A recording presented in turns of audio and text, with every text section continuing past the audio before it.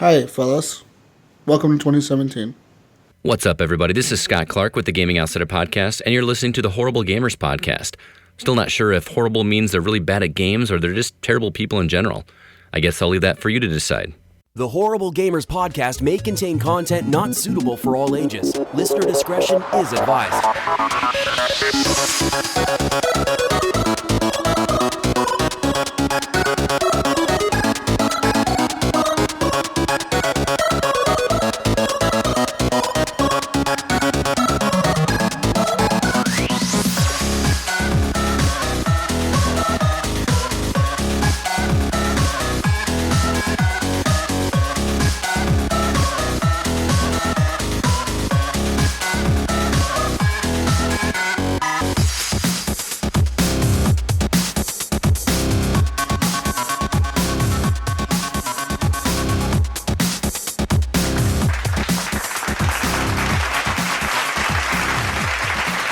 Welcome, ladies and gentlemen, to Horrible Gamers Podcast, episode 130, the big 130. Guys and ladies, both. I can't assume your gender, right? Follow us on Twitter @_Horrible Gamers, and go over right now, just stop the recording. Go ahead. Okay, go over to Facebook, search Horrible Gamers Community, and join it. And, game with us. Guys, today I'm joined by 4, how many people are here? 4 awesome people. So 2 of my original co-hosts here. Ryan Gibson, welcome back, Canadian. What's going on, Jesus? I missed you. Another episode. Let's get her done. I feel like it's been way too long since I last spoke to you. It has, man. It feels like it's been forever. I missed you. We only missed a week, but it felt like 2 weeks. It did. In Horrible Gamers time, it was 2 weeks. Guys, what else we got with us, Jesus? We have the amazing Eric Smith. Hey. What up? Hey. And guys, my fingernails growing. Anyway, that's enough of your intro. That's enough. You don't get to. You talk. only get to say hey, and that's it. Guys, I am joined by a special guest tonight. He is from This Xbox Live podcast. Woo! He is one of my favorite ranters in the world. I love listening to him yell at his co-host and how dumb they are about the games that they pick for Game of the Year. Wingman, welcome back as a guest. No, thanks for having me. Thank you, Wingman, for coming. And guys, we have another special guest. This guy lives back in the 60s in black and white times. He doesn't have color on his screen. He still sees everything in black and white. Yogi Zilla from Geeky Antics. Welcome, Yogi. Woo. What's up? We missed you, Yogi. Thank you for coming back.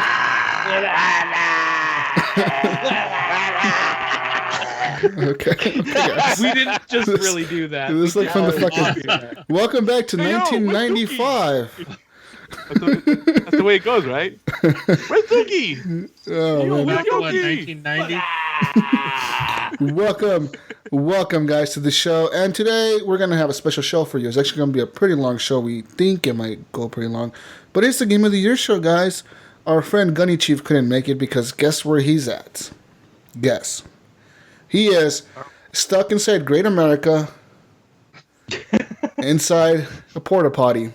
Someone locked him in there. He can't get out. And he messaged us and he said, guys, I've been here for like 3 hours. I can't get out. Call the cops. He actually caught on to the Wi-Fi and he tried to come on the show, but it just in the porta potty it just didn't work. He kept getting kicked off. So he had blue stuff all over him. I don't know what's going on. I don't know what's going on with him. I don't know what happened. He didn't have pants on at one point in time. He said, "I need to put on a shirt." That's what he said. I don't know why he was naked. No idea. He was naked. It just happened. But guys, he will be back. We promise you, Gunny has not been fired. He will be back sometime next week, hopefully. He's been gone for like a month now. 4 weeks. Yeah. Oh, man. Eric's keeping track. Our HR department, Eric is keeping track of how long he's been gone.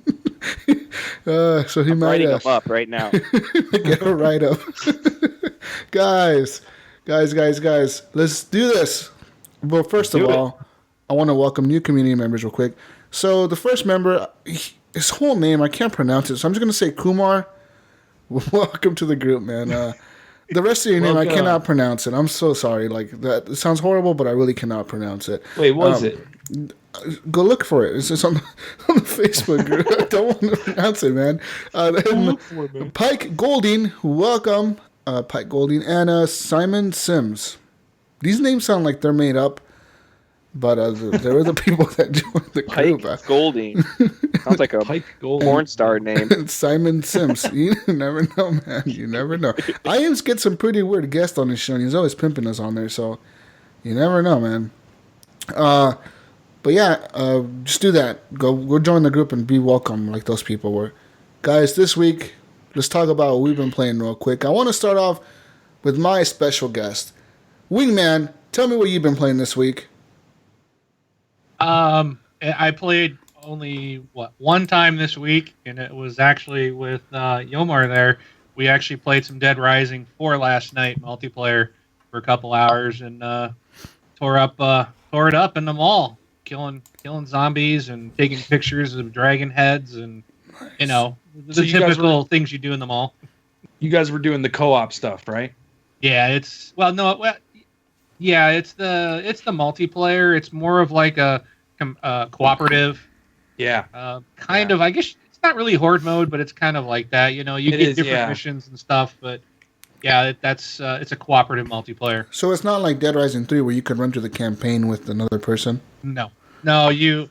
it's a single. Yeah, the single player campaign is all by yourself, which really you don't need help in this one. The game is so super easy. Yeah. You don't need any help. So, There was some parts of Dead Rising 3 where I did get stuck, and I was like, man, I need some help. yes, you won't need any in Dead Rising 4. Oh, that's cool. But that's like it. I've only played probably a total of 4 hours in the past 3 weeks of games. I've just been I've been watching a lot of TV. I got hooked on Shark Tank. I've Dude, never Shark seen it Tank before. Is good. I've never seen it. We've been running like a marathon for the last week and a half. So it's like every day there's like 25 episodes on my TV, and I try to burn through 5 or 6 of them. That's the entrepreneur show, right? Yeah, it's where like Yes. people go and pitch Yeah, up their here idea. it's called Dragon's Den. Do they have like different billionaires up there that do it over there? They have some of them are different, yeah, but I think they kind of mix. Like they they're switch it different back every and forth? season. No, in this one they're like it's pretty much the same people. It's like Mark Cuban, the lady. I know who there's a lot runs of the Canadian people TV on network. the Dragon's Den, but I know they've been on the American other one too, the Shark Tank. They probably switch them back and forth sometimes. But I love Shark Tank too, man. And it's pretty cool when you actually see some of those products like in the store. And you're like, Yeah. hey, wait a minute, I saw this on like, Shark hey, I Tank. just saw that the other day. Yeah. Yeah. But that Dead Rising 4 is all I've been playing, so Awesome. kind Okay. of boring. Sorry. Dead Rising 4. Woo! Guys, let's go to Yogi real quick. Yogi, tell us what you've been playing, sir. Well, of course, always Siege. Never a day I don't play Siege. It's a good game. So, yep, Rainbow Six Siege all the way. And then Dead Rising 4, obviously. And Smite. Copious amounts of Smite. Oh, yeah, Heroes of the Storm. I've been playing that too, and Hearthstone. Yeah, actually, I've been playing more than I realized. I played Gems of War. And I don't know, do we count mobile? Do people really consider mobile gaming? I don't You know. can if you want. Yeah, I I mean, mean, sometimes I- people are looking for mobile games and they want to know, Well, if there's you a played good anything one. new. Yeah, there's a good one called Lies of Astaroth. It's pretty much on every platform, including Oh, yeah. Xbox One. Have you guys played that yet? No. No. It's pretty cool. If you're I know what you're talking into What is it about? collectible type of games, it's partly card game. Yeah, it's really mostly a card game, to be honest. But you could collect parts and construct your own cards, and it's a nice take on the genre. It's fun, and there's PvP in there too, so you could duel other players. So good game, Lies of Astaroth, and it's free. Hey, kitty. Is it free on Xbox as well? Yeah. Yep. Yeah, it is. Yeah, I'll check It's that a out. weird game. It's like I tried it out, but it's like you have no control over anything on that. You just kind of hit the button and everything's like randomized. Hope for the So, best. yeah, that's what I didn't really understand. Like, I feel like you should be able to pick your cards or do something. It's just completely random. Yeah. No, you I can't. really didn't understand the point. You could construct your deck. Yeah, Nah. but I mean, like once you can put what you want in your deck, but like that's it. Like once you start, there's nothing to do but when it's your turn, you hit the button and your turn goes. So you can't pick don't use auto battle. You could disable the auto battle because the when you play your cards actually makes a difference in how the battle turns out. Like sometimes you'll deliberately keep your field open just to kind of put a combo out. If you do auto battle, all it does is just play whatever you could play out of your hand. Okay, then that's what I'm doing wrong. Yeah. So that's what I saw. A lot of people on Metacritic were saying that there's no real strategy to the game. And if you do auto battle, yeah, you could just grind through it really fast. But if you really want to get into the strategy, there's different things you could do to take control of the battle for the more advanced players. And my other question on that game is, why is every girl in the game on the cards like practically naked? Like, I think that's what they're selling. I mean, that's nudity sells, man. Sex sells. Sex got me. sells. it's like, come on. I mean, shoot, we would have more viewers if Gunny just came naked. Came on naked. Honestly. I mean, We'd be a have YouTube sensation. One of my teams in the game is I called it Sexy Biz Snatches. Wow. And it's just all girls that are really hot, and like showing cleavage, and they happen to be really good too. It just so happens that they're like the best cards in the game that I have so far. Yeah, sure, Yogi, sure. Yeah. So I don't know how I found out that they were the best cards, guys. They just happened to be in my deck for some reason. It's okay, Yogi. You don't gotta lie, man. It's cool. What else have you been playing? We understand. I mean, the Lies of Astaroth has been one that's been daily. Smite is daily. Siege is daily. Mm-hmm. Been sprinkling in some Overwatch and Battlefield 1, Titanfall 2. But those other ones are really the main ones. And Hearthstone is one I forget to mention because I play it all the time. That's the game I play when I go have my cup of coffee outside on the porch and have a few cigarettes. Start off my day, Hearthstone is pretty fun. It's a fun game. It's very addicting. It's very like, just one more move, just one more game, just one more game. My game for that is Clash Royale. I've been playing the crap out of that as a mobile game, just when I want to just get away.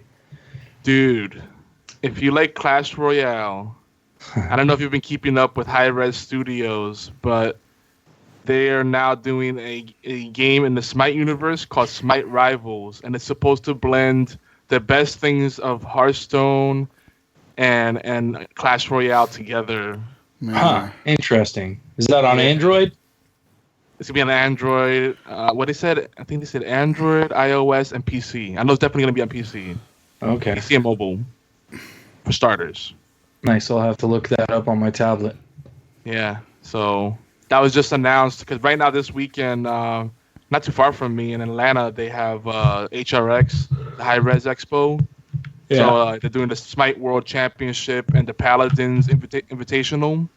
And they just announced a bunch of new things, like new games they're coming out with. Smite Tactics, that's going into closed beta finally. And they're getting more people into that. So there should be plenty of games to play if there isn't already. If you don't have enough games to play. There isn't enough games already. Yeah, exactly. Now there's going to be even more. You're welcome. Yeah, I mean, all we need is a few games to hold us till March. When Mass Effect comes out, that's all we're going to be talking about for the next year. So, who's not ready for Mass Effect? Come on, guys. I'm ready for Mass Effect.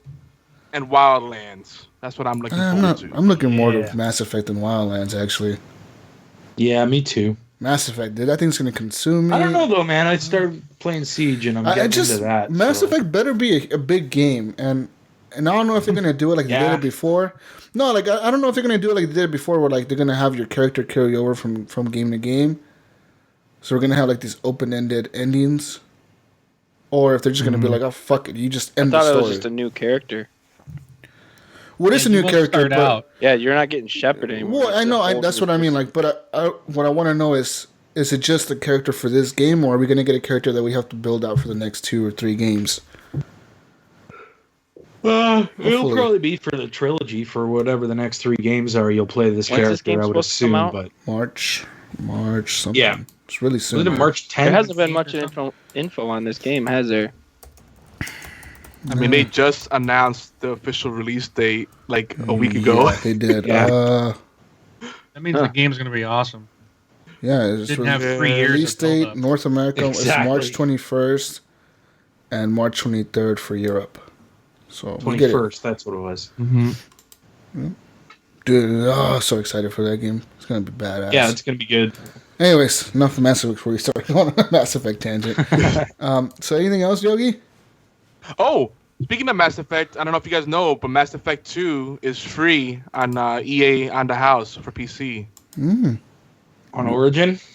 Yep, on Origin. So awesome. Definitely scoop that up. Yeah. It's also on EA Access. The whole trilogy is. If you don't have it, haven't played it for some reason.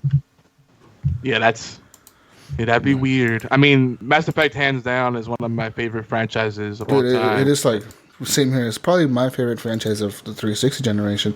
And the only reason I started playing it was because this Xbox Live kept talking about Mass Effect 3, and I was like, what is this Mass Effect 3 game they keep talking about? They're all excited for this game coming out, and I was like, and then I bought the first one digital, and then after the first one I was hooked. I was like, I need to play all of these right now. So I played them all like in a matter of like 3 weeks. It was Mass Effect heaven for me. What's funny about it is each Mass Effect installment is very distinct, because the first one is very much an RPG, right? Mm-hmm. But then as it progresses along, it becomes more of an action game, and that's not a bad thing. It's not a bad thing. But no, not at all. Because I feel like in the last game was good. Mass Effect 3 was fucking cool as fuck. Like, all the shit you did in that game was just awesome, dude. Like all the planets you went to, different things. It was pretty cool. So I really love that series. Anyways, guys. And the multiplayer. Did you play the multiplayer on 3? Yeah, it was fun. Yeah. Oh my god, so good. Brink was like hooked on that thing for like ever. Yeah. He even wanted to play it now recently when they came backwards compatible. He's like, we need to go play Mass Effect multiplayer. I'm like, dude, really? Really? Dude, does it still work? I'm pretty sure it does. Yeah. Yeah. The servers are still up. I didn't think about that. I'm like, yeah, that's right. It is on backwards compatible. If that works, dude. Because, I mean, even to the very end, they kept delivering free content updates. Free! Not DLCs. Free content. And, I mean, no one bought it for the multiplayer, but that could have been its own game. The multiplayer was really good, man. I really I enjoyed that game a lot. I loved it. It was expensive, though. Let's just end the podcast, guys, and let's all go play Mass Effect 3 real quick. We'll come back tomorrow, guys. Bye. That was like one of the first games that introduced those. I forgot what they called them. Those boxes though that you could buy. Loot packs. Yeah, I can't remember what they called them. Loot crates. But yeah, you could dump real world money and get gear and weapons and stuff. And I don't know how much money I dropped into those, but it was way too easy to spend a lot of money on those. Yeah. Oh, $1.99? Oh, that's not too bad. Why not? Yeah. Just do it 100 times. That's nothing. Yeah, it adds up so quick. Yeah. Oh, yeah. But yeah, guys, I want to move on real quick and talk about what I've been playing this week. So I've been playing a few games. One that was really weird. I don't know why I wanted to go back to it, but I did. So first off, I've been playing obviously Rainbow Six Siege. Like always, this game, hands down, my favorite multiplayer of 2016 was Rainbow Six Siege, but it's not on my list just because it came out in December of 2015. But if, man, this game would have come out January, this game would have won it all for me, I think. Honestly, that game is just so much fun. I know there's people that don't like it because it's a very campy game. It's a very patient game. You have to sit there and think a lot sometimes. Or just sit there and not even shoot your gun. But I really love that game. Rainbow Six Siege is so much fun. Another game that I played this week, guys, was Call of Duty Infinite Warfare. And that game is just Infinite Warfare, Call of Duty. You know what that's about. I mean Modern Warfare, not Infinite Warfare. Modern Warfare. And Watch Dogs 2, which is, man, that game. Man, that game, guys. That game. If you have not played Watch Dogs 2, I don't know what you're living your life wrong. Just stop. Stop playing games. Don't tell me how to live my life. You're living your life wrong. My internet probably couldn't handle the game. Probably couldn't. Can't even stream on Twitch. What the heck? Watch Dogs 2 is just so much fun, man. That game is... I'm in the part now where we launched a rocket into space. I don't know how far I am in the game, Wingman. You've beat it, right? So. Oh yeah, I got the full 1K on it. Oh man, that game is so much fun. I feel like I don't feel like more content, dude. I feel like I'm not very far into the game, but I'm afraid that it's gonna end anytime now, and I'm just like, I'm gonna do all these side missions first. Yep. I want to run around the map. Stretched it out. I want to run around the map and just take pictures of things and look at the city and before I finish the rest of this game. Because, man, that game is just so much fun. You want to be in that city, right? I love it. Another game that I actually beat the Hokkaido mission in Hitman, so that means that I officially beat the game. The Hokkaido mission is really, really good. Like I said before, the AI in the hospital, it's really interesting the way they did that. The way you can kill the people in the mission is different from the other missions in the game. It's really good. That game, Hitman, is just a lot of fun. If you have not played Hitman, it was on sale. It's been on sale like 4 times now since it released. And I'm talking about like the full season, like the whole game is on sale. The last time I saw it, it was like $15 or $20 for the full game, which is really cheap because it's like $60 regular price. Another game that I played this week, guys, was Battlefield 1. I played it with Eric and Gunny, actually. We were streaming it for a while. Yeah, buddy. I was running around on my horse killing everybody. That horse is so OP, man. They needed nerf that horse, man, because that horse can kill, like, a whole team, I think. If you play it smart enough, if you have, like, a whole squad on horses and run together, the other team is screwed. That game is crazy. But Battlefield 1 is an amazing game. It's fun. Guys, last game that I played this week, which is kind of a weird game that I have on the list, but it's Rise, Son of Rome. I went back to play that. Why? Because I wanted a game that looked pretty. So I wanted a game that looked pretty, and I wanted a game that wasn't shooting things. So I went to go play Rise. And actually, word is that they're actually making a sequel to that game. So, really? Yeah.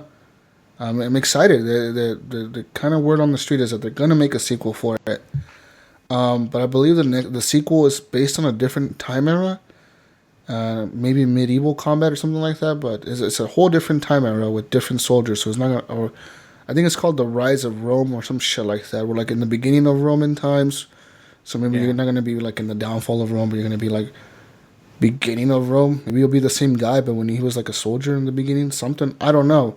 But I heard there's a rumor on the street is that there's a Rise sequel. And you know what? If a sequel came out for that game, I would pre-order it for sure.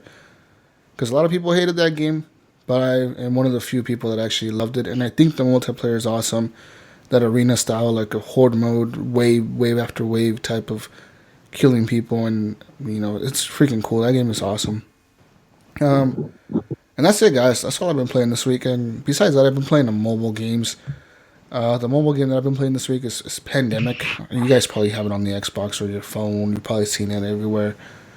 I just love Pandemic. That game is so easy to play. This doesn't take much.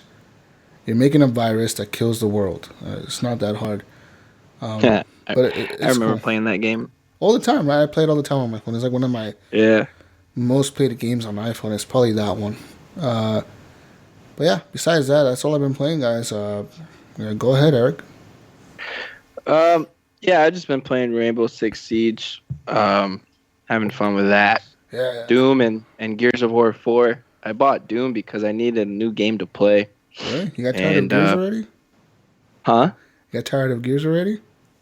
No, man. I actually played some Gears. I've been playing a lot of Gears today, and I was kicking butt. So it's nice to. What rank are you in the multiplayer? I'm at 50. I took a little break from Gears for a little bit, played some different games, and I just got back into it yesterday and today, and been murking people. And it's really fun when you can do good in Gears of War 4 because I feel like the multiplayer is pretty difficult even for me. But I started Doom. I bought that because I've just seen my friends like it. Reviews were good, and it was on sale for like $30. Everything that I hear from that game is good stuff. I never heard anything bad about it, honestly. Right. Besides the multiplayer, I never heard anything bad about it. Yeah, I played the multiplayer beta when they released that, and I didn't really like it because it felt like Halo on crack. Yeah. Pretty much. Stealing my quote. Yo, sorry. Halo on crack. But yeah, I got it, and probably like 5 or 10 minutes into it, I was kind of bored because I just kept seeing the same enemies and doing like special melees like on them, the same ones. But I kept playing it, and yeah, I'm enjoying it now, and getting used to the fast pace, and it's a fun game. Awesome. Yeah, I think I'm getting a little better with Siege too. I feel like you are too. I feel like there was the other day when you went clutch, man, and I think you're getting good, man. I think we're gonna put you in our esports team. You're gonna be you were doing good team with us, captain too, when we were playing, Eric. I mean, that was fun. You were killing that. Team captain Eric Smith for Horrible Gamers. I'll be the manager. I'll be the manager for the. No, you gotta be team captain, man. I'm the manager. All You're right, team captain. Okay. I'll be the team captain. All right, let's do this. We should play that when we're done here. Oh, dude, I am so down to play Rainbow Six Siege. That game is so like I said, dude. That game. The other day I was playing it with Brink, and Brink was like, "Man, this game is so campy." But I mean, he literally came off of Titanfall to play Siege with me, and I was like, "Dude, you were just playing Titanfall. Of course, you're gonna think this game is all campy." I said the same thing to Eric. I was playing Doom, and I was like, "I'm gonna play Siege." I'm like, I don't know how this is gonna go. Your mindset has to switch. You can't be in that multiplayer, like fast-paced mindset. You got to be in that. Yeah. Okay, think about what's gonna happen. Slow down. Take your time. Where are these guys hiding? That corner. Is this guy hiding upstairs, or is he actually down here? It's super satisfying when you get a kill too. I mean, it is. I love it. Because the kills are meaningful. Because once you take out a person, that person ain't coming back for that match. Oh yeah, like you did something good for your team. Yeah, you take out 2 people, you're like the best player on your team for that round. You know what I mean? Right. Take out 3 or 4 people, you're like fuck. You're like a beast, dude. You're fucking crazy good. Yeah, we should play that after the show. Definitely. But yeah, we were playing that. I was playing that with Brink the other day, and he was like, "Man, this game is so campy." I was like, "Man, just shut up and play the game. And let's play this." But at the end, he was like, "You know what? This game is really fun. It's really tactical." And he was surprised how much the noise plays into the multi. Like how much you have to be paying attention to the game. Like, yeah, man, is the noise coming from upstairs? Is it coming from downstairs? Are they breaking the window to the left or to the right? You know, like you got to listen to all that. I love Pulse. I mean, I have that heartbeat sensor, and I can just go around and look for people. Yeah, the thing about Pulse though is he can be detected by who is it? Twitch. She can detect them, man. So IQ or IQ, yeah, IQ. See, that's where we got the. I think I like using Pulse. I use Pulse a lot. Yeah, Pulse is Ash, cool, man. I use Ash a lot as well, and then I think it is. IQ I use a lot. One of my favorites recently has become Hibana, the new one, the latest. Dude, everyone likes her. Hibana is cool, man, because you don't have to go up to the wall to put up those thermite charges. You just kind of just shoot them with your little gun from like a mile away, and you could be camping around the corner and then let them off. Then just be camping around the corner, waiting for somebody to stick their head through that hole, and you just take them out. So she's very useful. But enough of Siege. I actually I've been having the itch to play some Halo 5 multiplayer because I've never played Halo 5 multiplayer. You never played it? It's really, dude. The thing about Halo 5 multiplayer is it feels a lot like a Halo game, but it is so damn pretty. You cannot deny the fact of that 60 frames a second.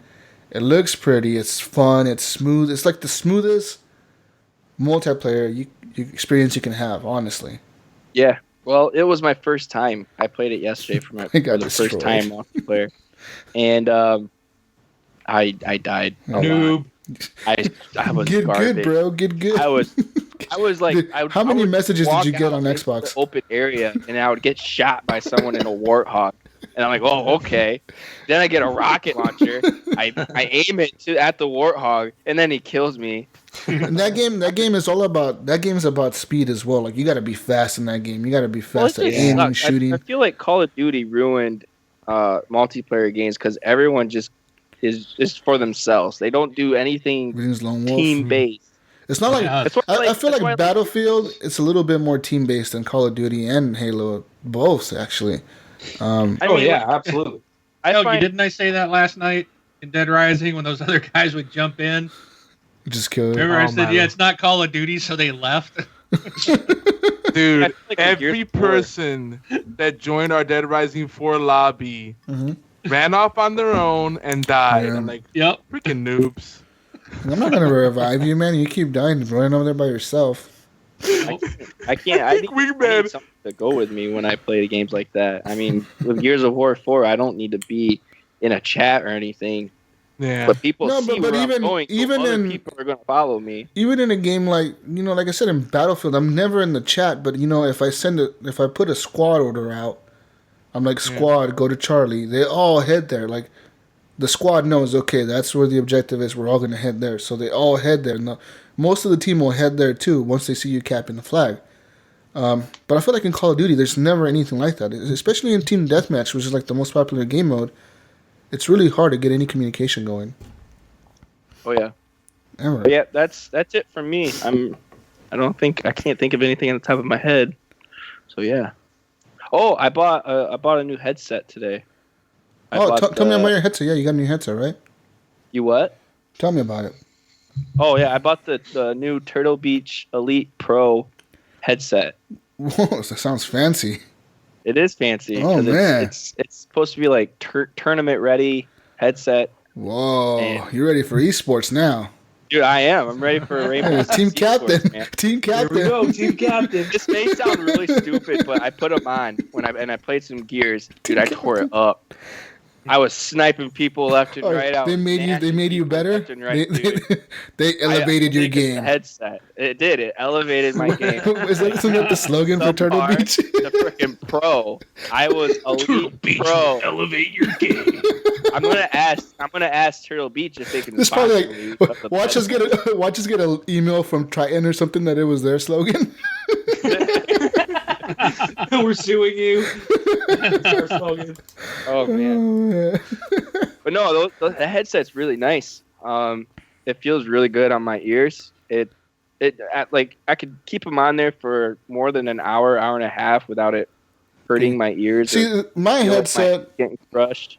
I have the XP400s and they're pretty old. I mean, they're like 2-3 years old now. They're old, I guess, in headset years. But I mean, I still use them for my Xbox One and they work very well. And I like them. I feel like the big fucking Yeah, the ear big cup foam things, on like them the is foam on them just nice and feels comfortable. comfortable, man. And then the mic, these are Astros, and Yeah. I have no problem with these Astros. They're nice. They're good. Wait. They So sound you great. have Astros and you went and bought Turtle Beach headsets? Some people are gonna be mad Get at you, this, man. Get this. I use my Astro mix amp on my Turtle Beach headset so I can turn the volume up. Rebel status. Man. But yeah, the mic, you can move it on Yeah. your on there, so you can make it closer to your face or further away. You can't do that with really your- do it with this one. I'm pretty sure that the fucking the new Astros you could probably do that, no? Adjust the You mic. what? On the new Astros you could probably adjust the mic, no? This is one of the new ones, and it doesn't really adjust. Yeah, see, I see it adjusting. You're just a liar. Hardly. False advertising, people. Yeah, well, the Turtle Beaches are sweet. And If you, Eric feel got like paid spending $800 and got a $150, free headset from Turtle Beach to say all this. Disclaimer, people. I'm getting paid right now from Turtle Beach. This week, Horrible Oh, Gamer is that's sponsored by Turtle Beach. Oh man, thank you, Eric, for that sponsorship. No problem. Plug. Had to say it. But that's cool, man. The thing about headsets, see, I want to get a new one.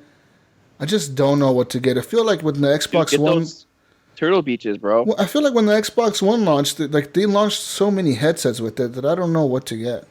So This that's one- why I this- use my this old new- Turtle this- Beach ones. These Elite Pros, they work with Xbox, PlayStation, and PC. See, I saw That's some that were universal. called the Stealth 400s or 500X or some shit like that, and I thought about getting those, but they're like $300, dude. These Buy like a the new ones Xbox. that I 500s are good. I got this those. Elite You have Pros those? I just got are $150. See, but the Stealth 500s, I want them because they're all wireless. Are they? Oh, Nope.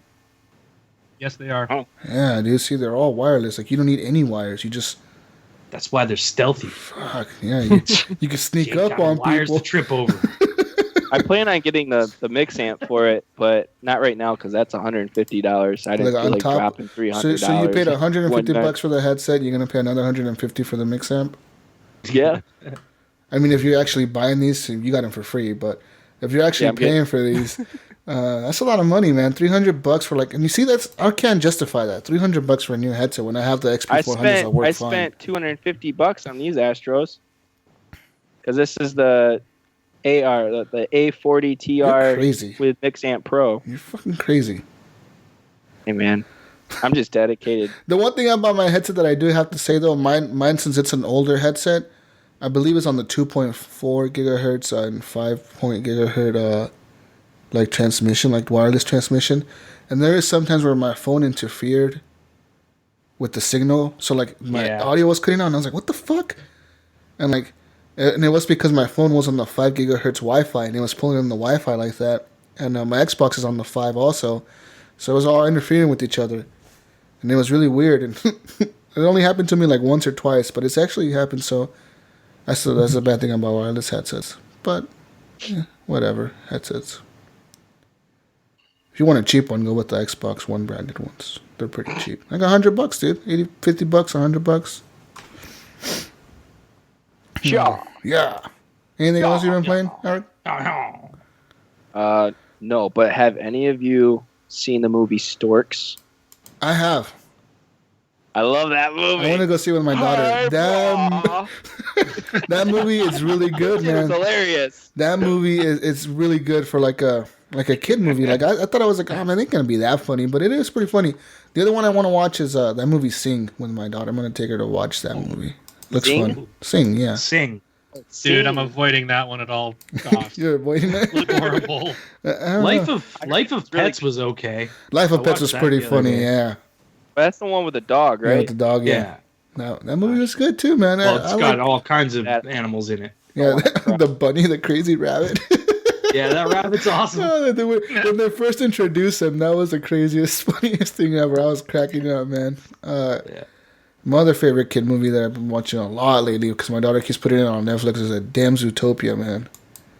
Yeah. That movie's so good, though, but it's man, really, I've watched this you can only watch it so many times, right?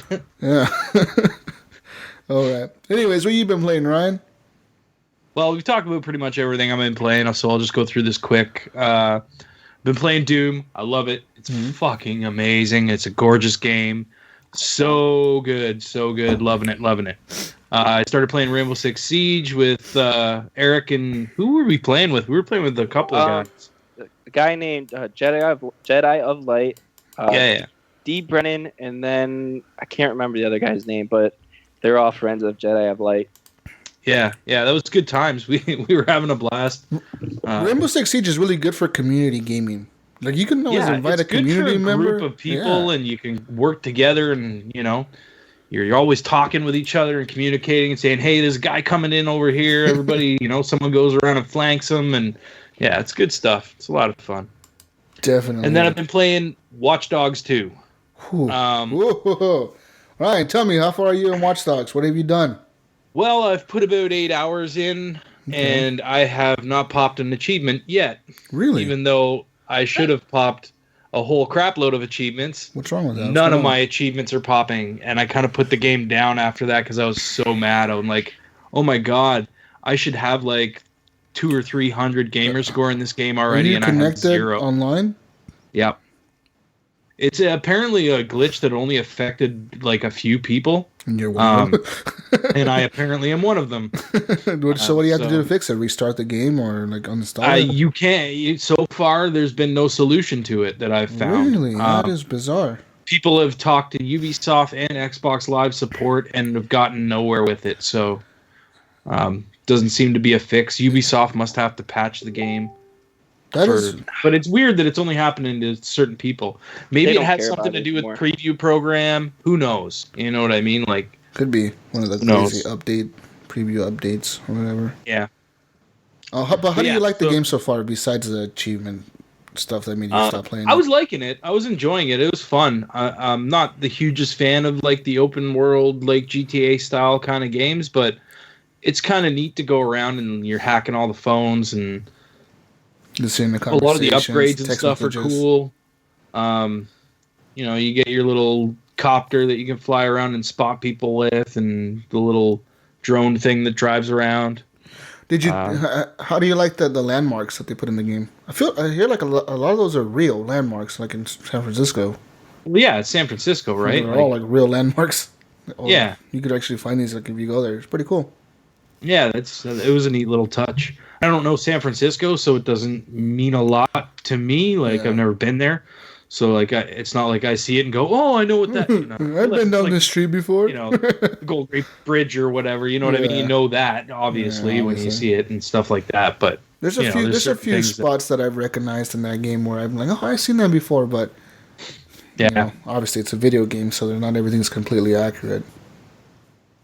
But yeah, that's all I've been playing this week. Yeah. So shall we move on? Yeah. All right, guys, let's move on here. What everyone's been waiting for. Okay, game of the year. Time to start some discussions. Horrible Gamers Game of the Year. Civil discussions about Game of the Years. We're going to discuss these games, talk about why they deserve the nomination, why they don't deserve the nominations, and yeah, real quick. And then we'll fight over which one deserves to be the number one spot. So you want to do the categories first, or you want to do our personal Game of the Years first? Let's leave the personals for last, and then at the end we'll do the community. So you really want to argue at the end? Okay, I get this. All right, guys. Starting off with 2016's worst games of the year. 2016's worst games of the year. So nominations are, here we go. Number one. We need laser effects. Remember to edit that in, guys. Laser effects at 40 minutes into the show. No Man's Sky. It's number one for worst game of the year. So nominations. So we got to vote on these, guys. Mighty Number 9, which is that game that came out after 10 years or whatever. Street Fighter 5. Ooh. Homefront: The Revolution. And then last one, but not least, Teenage Mutant Ninja Turtles: Mutants in Manhattan. Personally, I believe that No Man's Sky should not be on this list. Get that out of here. Personally, that should be in the best game of the year category, but I'll digress. Whatever. Continue. Whatever. You have to admit that after playing it for a couple hours, you were done. You were just like, I'm done.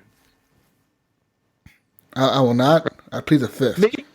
Maybe the category should be more disappointing. Disappointing games. Yeah, that's true. Then that would probably win it. Well, then with the update, didn't it like change the game completely? No. Not really. No. No. It's still doing the same thing. There's just a couple other things that you can do to entertain yourself if you want to. Yeah. So, what do you guys feel about this list? How do you feel? You guys feel? Which one do you guys feel like should be the worst game of the year? Oh, I don't know. Did anybody else play Teenage Mutant Ninja Turtles? Mutants. I just heard it was bad. I was like, I'm not gonna even try. I heard it was bad. Bad game. I'd take that off the list. I bought that because my youngest kid's a huge Turtle fan, and he loves the game. Oh, wow. I think the game works for the market it was aimed at for kids. I think the most disappointing part about that game was that the Transformers game was good, and then this one just seemed to kind of shit the bed. It wasn't as good. I think what frustrated me is I've got 3 kids, and I'm like, oh, awesome, the Turtle game. You know, they can all play at the same time, and that's not the case. There's no couch co-op. There's no local multiplayer, which for a TMNT game, I think that blows. So I think that really sucks because it's only one kid can play at a time, even though there's 4 turtles. But my kid still loves it. You know, my youngest, he still loves it, so he doesn't really have any complaints. But anybody else got anything to say? Anyone else want to defend Teenage Mutant Ninja Turtles? I'll defend it. All right, go for it, Yogi. I mean, from what I saw, it looked like a perfectly good Ninja Turtles game. So it does not deserve to be in the same company as No Man's Sky. What made that game bad? Does anyone know? It just didn't really play very well. Like, I think it was very disappointing compared to Transformers. When, like, if you play Transformers and then you go into this game, it's like you're expecting something as good as that, and I don't know. I didn't feel it wasn't catching me when I played a little bit of it. But needless to say, I didn't play a lot. So if you guys have probably seen more of it, you guys want it off the list, I would get rid of it. I would get rid of it. What's the price point on that game? It was launched, I believe, at $40. $40. Right? Was it 40 at launch? Yeah. Yeah. I hate to be that guy, but I feel that price develops a different expectation. I agree with that. I agree with you too. Because it does. So yeah, I would say compared to your list, this game, to my knowledge, it's not the best TMNT game, and it's definitely not the best game of the year. But I think the other, I don't know anything about Mighty Number 9, but No Man's Sky, Street Fighter, and Homefront Revolution, there were so many problems with those that, this. I mean, I think by the others on the list automatically removes this one. All right, we'll get rid of it. My thought. Okay, so TMNT's out. You got Homefront, Street Fighter, Mighty Number 9, and No Man's Sky. Anything else? So I want to argue why Street Fighter's on this list when, for the most part, I hear that people actually like this game and people are actually enjoying Street Fighter compared to Homefront. I've seen more people playing Street Fighter 5 than Homefront: The Revolution. Well, okay, wait, because people will stick with Street Fighter because of the name. You got to remember, when Street Fighter came out, it was a shit show. Nothing. What was wrong with it? It was broken, right? Like, there was no characters. There was nothing when this game came out. They pushed the game out to meet. Sell, what is it? Evo is the fighting game thing, right? They pushed it out so that they could do a tournament, pretty much. And the game was not finished, and it was missing so much stuff that it was crap. Yeah. But Homefront, want to back me up on that? Homefront, I feel like it's still. I mean, Street Fighter should not be over. I agree with Ryan on the Street Fighter. It was like they pushed it out, and like, it's this whole mentality these companies do. They'll push the game out and they'll fix it or patch it or provide the rest of it later. It's like, no, we paid our $60. I want the game that I paid for. Not say, well, we'll give you the rest of it or the story mode 6-9 months later. That's So I agree with you. Homefront, I've heard nothing but bad things about Homefront Revolution, but I didn't play it. That's because the first Homefront game sucks so bad. So to me, it was like, what'd you expect? It's, I disagree with you on that one because I was one of the few people that enjoyed Homefront, the Homefront, the first game. I enjoyed actually the multiplayer and the single player. I thought they were good. It was an okay game. It just came out at a very bad time, competing with like Call of Duty and Battlefield. Yeah, it was a bad launch window for them. I don't know, guys. Homefront is cool too because it explores that whole idea of what happens if the United States falls. Invaded. Yeah. You don't see that. You never ever see that. No. Like honestly, like you mostly always see America winning at everything, and it's twisted around. We're like, what if our enemies invaded us and they won? Yeah. Battlefield 3 did that too. Do you guys remember that campaign? People forgot. Oh, they did. Yeah. And Call of Duty did it too. Call of Duty has done it too. Where I think it was Modern Warfare 2 or 3, right? 2 or 3, yeah. Where I think it's 2 when Russia invades America. Okay, guys, we're getting off track. Okay. Worst game. I still think Street Fighter 5 should not be on this list because it has a pretty good Metacritic compared to Homefront: The Revolution's Metacritic, which stands at a 55. The Metacritic for Homefront stands at 55. Street Fighter's at 77. I can't stand for a company to put out an unfinished game, and expect you to buy it. That irks me. That is like one of my biggest pet peeves about gaming, about developing companies and putting out games that aren't finished. Don't do that. Stop that shit. Stop doing that. Okay. I'm a fighting game guy, and a long-time Street Fighter guy. I used to play Street Fighter 2 Championship Edition. We used to do tournaments, like actual local arcade tournaments, and we were really hardcore about it. Oh, yeah. And to me, Street Fighter V is a slap in the face that Capcom just spit in everybody's face. Yeah, like they didn't care about their It's the fans. worst Street Fighter game. I was in the beta and I enjoyed it, but the way they handled that launch, the way they're doing all the nickel and diming, it's just objectively a bad game, especially in a space that's surprisingly competitive. There's too many great fighting games to play right now. We got Killer Instinct and ones. Mortal Kombat and shit like that. So Yeah. Brawlhalla. yeah. Brawlhalla's worth mentioning. You guys try that? No. So how about a Street Fighter V, Homefront: The Revolution, and Mighty Number 9? So you think Mighty Number 9 should be in the list compared to those three, or the other two, or whatever? Again, with Mighty Number 9, I think it was more of a letdown. You know what I mean? Like people. Well, because all these games were letdowns. Let's be honest. All these games were huge letdowns. Homefront: The Revolution was a big letdown for me because it's just the game is ugly. It's an ugly game. Not a lot of creativity there with the characters, and with I feel like it's a very bland game. It feels to me like a 360 game compared to like a Xbox One game. You know what I mean?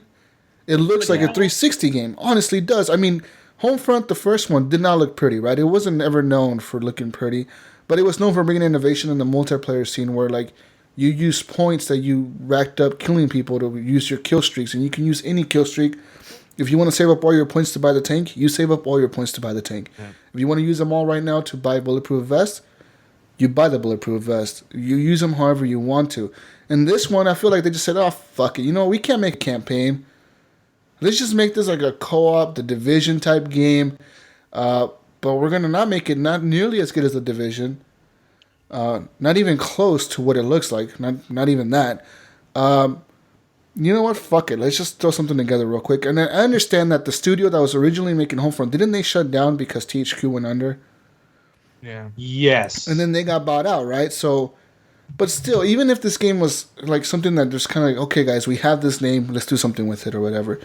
Damn, man, like, you had a chance to start something that this franchise could have taken off with this game had they done something really interesting and cool.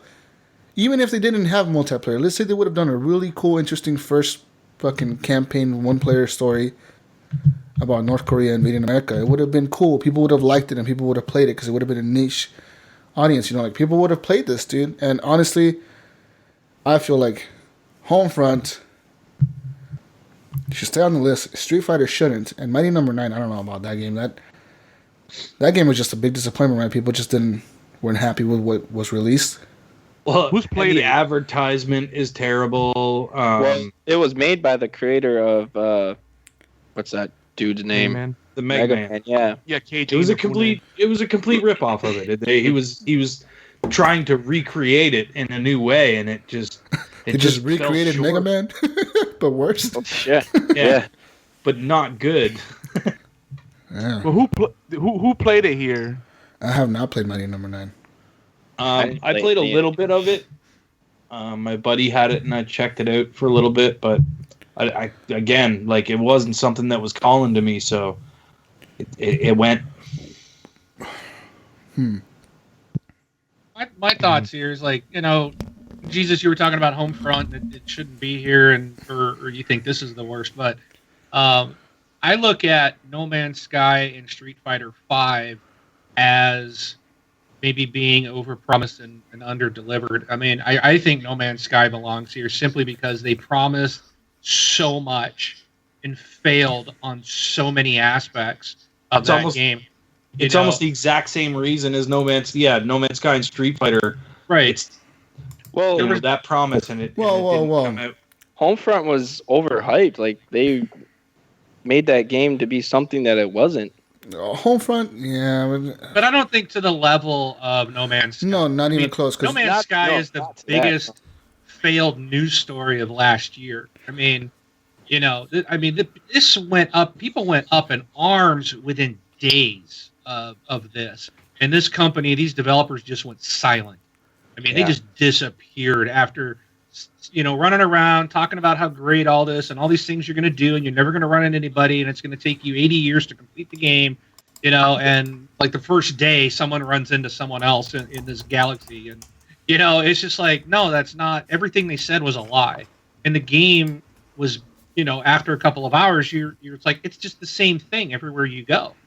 I think it was really, really, far fell from what they said. And I think Street Fighter V, just the fact that they just released something that was not complete, at least Homefront was complete. Whether it was what you wanted or not, they didn't pull the stunts that these other two games did. That's why I think these other two just have to be the top. So let's do this. Everybody vote for the game that you think should be the one. Okay. The one that's the worst? Yeah. So, Wing, what do you say out of these four? No Man's Sky. No Man's Sky. Eric. No Man's Sky. Jesus. Fuck. Homefront. Homefront. Yogi. I want to say No Man's Sky, but I'll say Street Fighter V because I'm most offended by that. I want to say Street Fighter V, but just to make this end, I'm going to say No Man's Sky. And you know what? I'm okay with that. I can be okay with that because I do see No Man's Sky's downfalls, And as much as I don't want to blame the developers for releasing a game that was shitty, it was also due to the fact that they just got so much hype. They got caught up in the limelight, and people, you get caught up in the limelight, man. You fall for the hype, your own hype, I guess. You know what I mean? Yeah. Sony came out, and they, like, hey, we're going to make this a AAA game. We're going to make it $60. You got to hype this up to get $60. We're going to have a collector's edition for this game. And they went all Jesus? out. I still say that if this game came out at $20 as an early access game, no one would have complained. It actually, if this game, sorry to interrupt, but if this game would have come out at $20 as a preview game, like a preview on Xbox preview, this game would be like a Minecraft. In 4 or 5 years, this game would be the next biggest thing. But because it released as a finished game, as a full $60 game, like Yogi said before, price is a big factor in determining what game is good or bad. Releases a $60 game, full price, and even had collector's editions, and people were fucking going crazy for this thing, and even you had like 20,000 people watching you on Twitch play this game a day early. You bought a PlayStation just for that game. I bought a PlayStation for the game. It's a big disappointment, to know that they did overhype and didn't really deliver on what they promised. Personally, I don't have any problems with the game. I think that it's an okay game. But it's not as fun as it could be. There's a lot of emptiness there. It's just it's like the same thing. You just grind. Loot for resources. All right, guys. So HGP's worst game of the year is No Man's Sky. Dun dun dun. Best indie game. So wait. Hang on, guys. Wing and Yogi. If there's any games that you want to add to these lists, just let us know, and because you guys weren't in with the notes. Mm-hmm. So that goes for everybody. If there's a game that you think of that should be in here, just spit it out, and we'll talk about it. Can I tell you a game that shouldn't be in this category? The best indie game? Yeah. Hold on. First, let's read off the games. I can tell you the game that shouldn't be in this best indie game. Yeah, but yeah. Go ahead. So number one, best indie game, Absu. Number 2, Super Hot. 3, Stardew Valley. 4, No Man's Sky. 5, Firewatch. How can No Man's Sky be in there? You just said it's the worst game of the year. How can it be the best? Exactly. Well, that's what I was going to say too. So that's got to go. It automatically has to go. It has to. You've automatically been deleted. I will replace it with something. Hold on. Okay. All right. Okay, we're waiting for Eric's replacement real quick. Does it have to be released in 2016? Yes. Okay. Never mind. That was not released in 2016. Yes. Yeah, I got that after he's. Good ad. I tried. Go ahead. Okay, so new edition, Inside. All right, guys. For best indie games. Yes, I didn't even think about that one. What happened to good one? Yeah. Yeah. So someone was putting something in there. What happened to it? I don't know. Eric deleted it or something. I deleted it. Oh no! That was No Man's Sky. We deleted that was it. the list. I thought Eric was putting another one in there.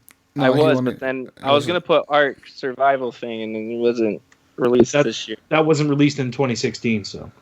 Yeah. I just forget that it's been out for like 3 years unfinished. So It's an unfinished game in Well, I don't know if they progress. charge people Did it $40 actually to play release, it. or is it still in preview? It's still in preview, and they charge people $35. Well, yeah. I Okay, mean, so it's not yeah. even released yet, technically. technically, so that doesn't so they, count they either. could still say like, guys, our game is a little shitty, but we're still working on it.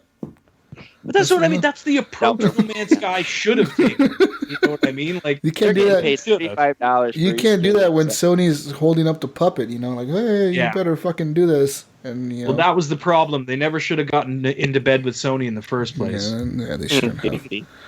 Anyways, guys, absolute super hot Stardew Valley, Firewatch, or Inside.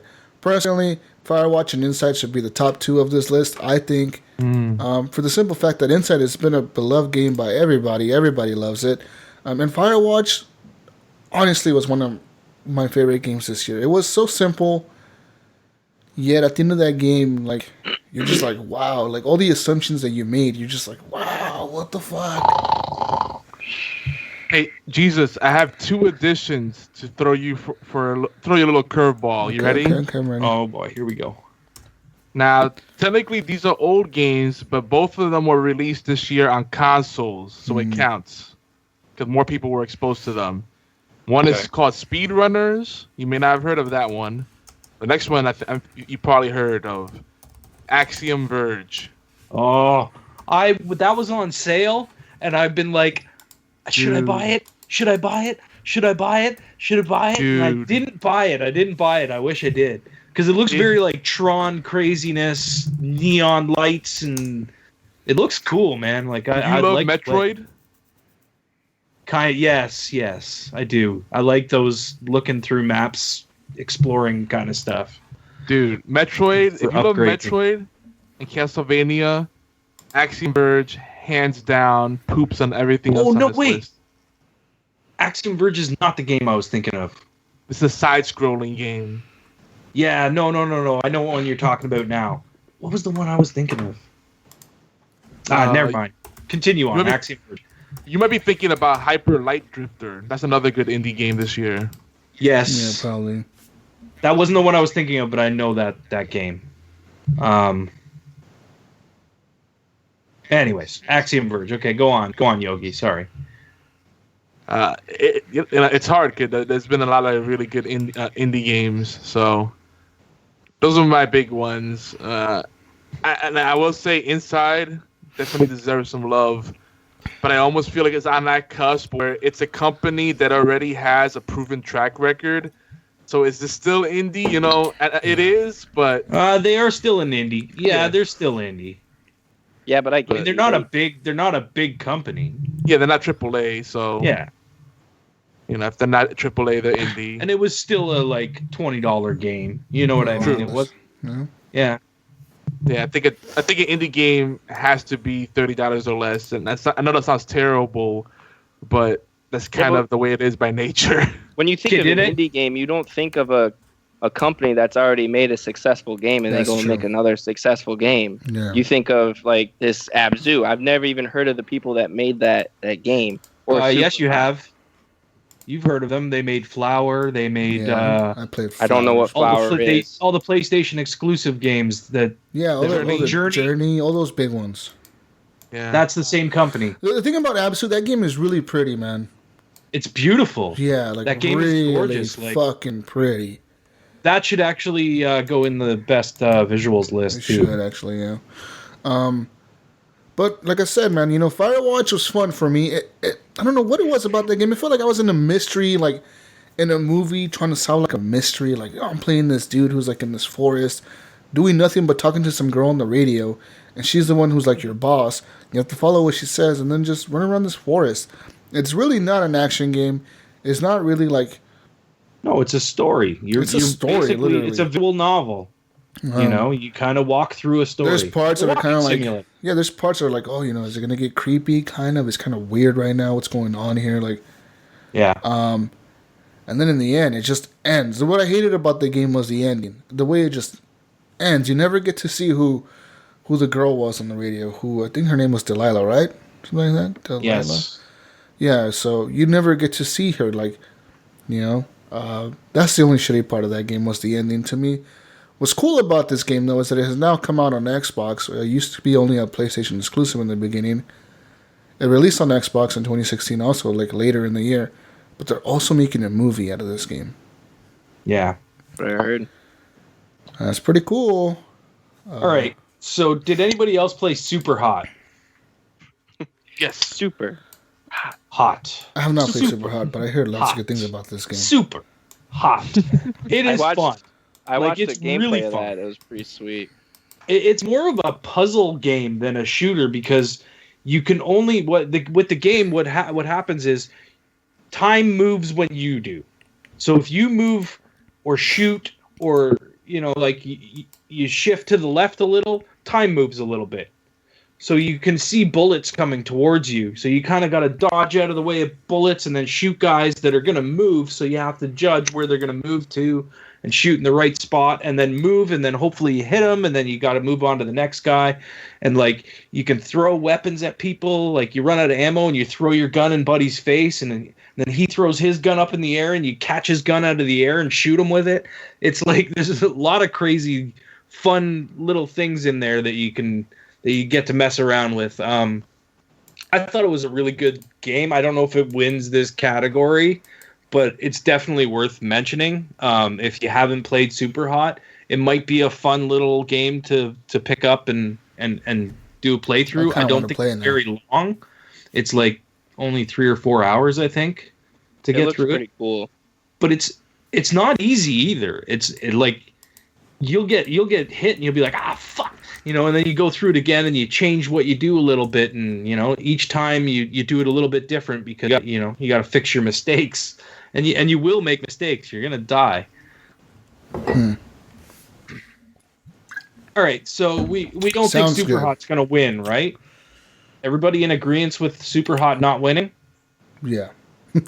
I mean, if you guys? If it was the best VR game, it probably would win because the only good VR game, Super Hot. the other cool thing about this game is the way it starts. It starts with like this, DOS screen, and it's like a chat, and you have to type in the chat, and I can't remember what it says to you. It says something to you, and then you go to type something because you're like, there's a cursor blinking there. Am I supposed to type? And then I went to type and it automatically starts typing like words. Like it doesn't type what you were typing. It just starts typing words. It's just waiting for you to hit those button keys. And then like the whole, the opening menu and stuff is all like a DOS screen and you have to run Super Hot EXE in order to play the game. And you have to run the settings EXE in order to go into settings and stuff like that. It's kind of a cool little thing, like just a little tiny thing that you're like, oh, that's really something neat, people don't see nowadays. Yeah, it's like a nice touch. That's awesome. Okay, so Super Hot's coming off. Mm-hmm. Are we all in agreement with that? Yes. Yeah. All right. Super Hot's gone. Okay, what about? I know I'm not going to get any support for this, but Stardew Valley was a fucking great game. If you like farming simulators, my girlfriend is hooked on that game right now. She loves it.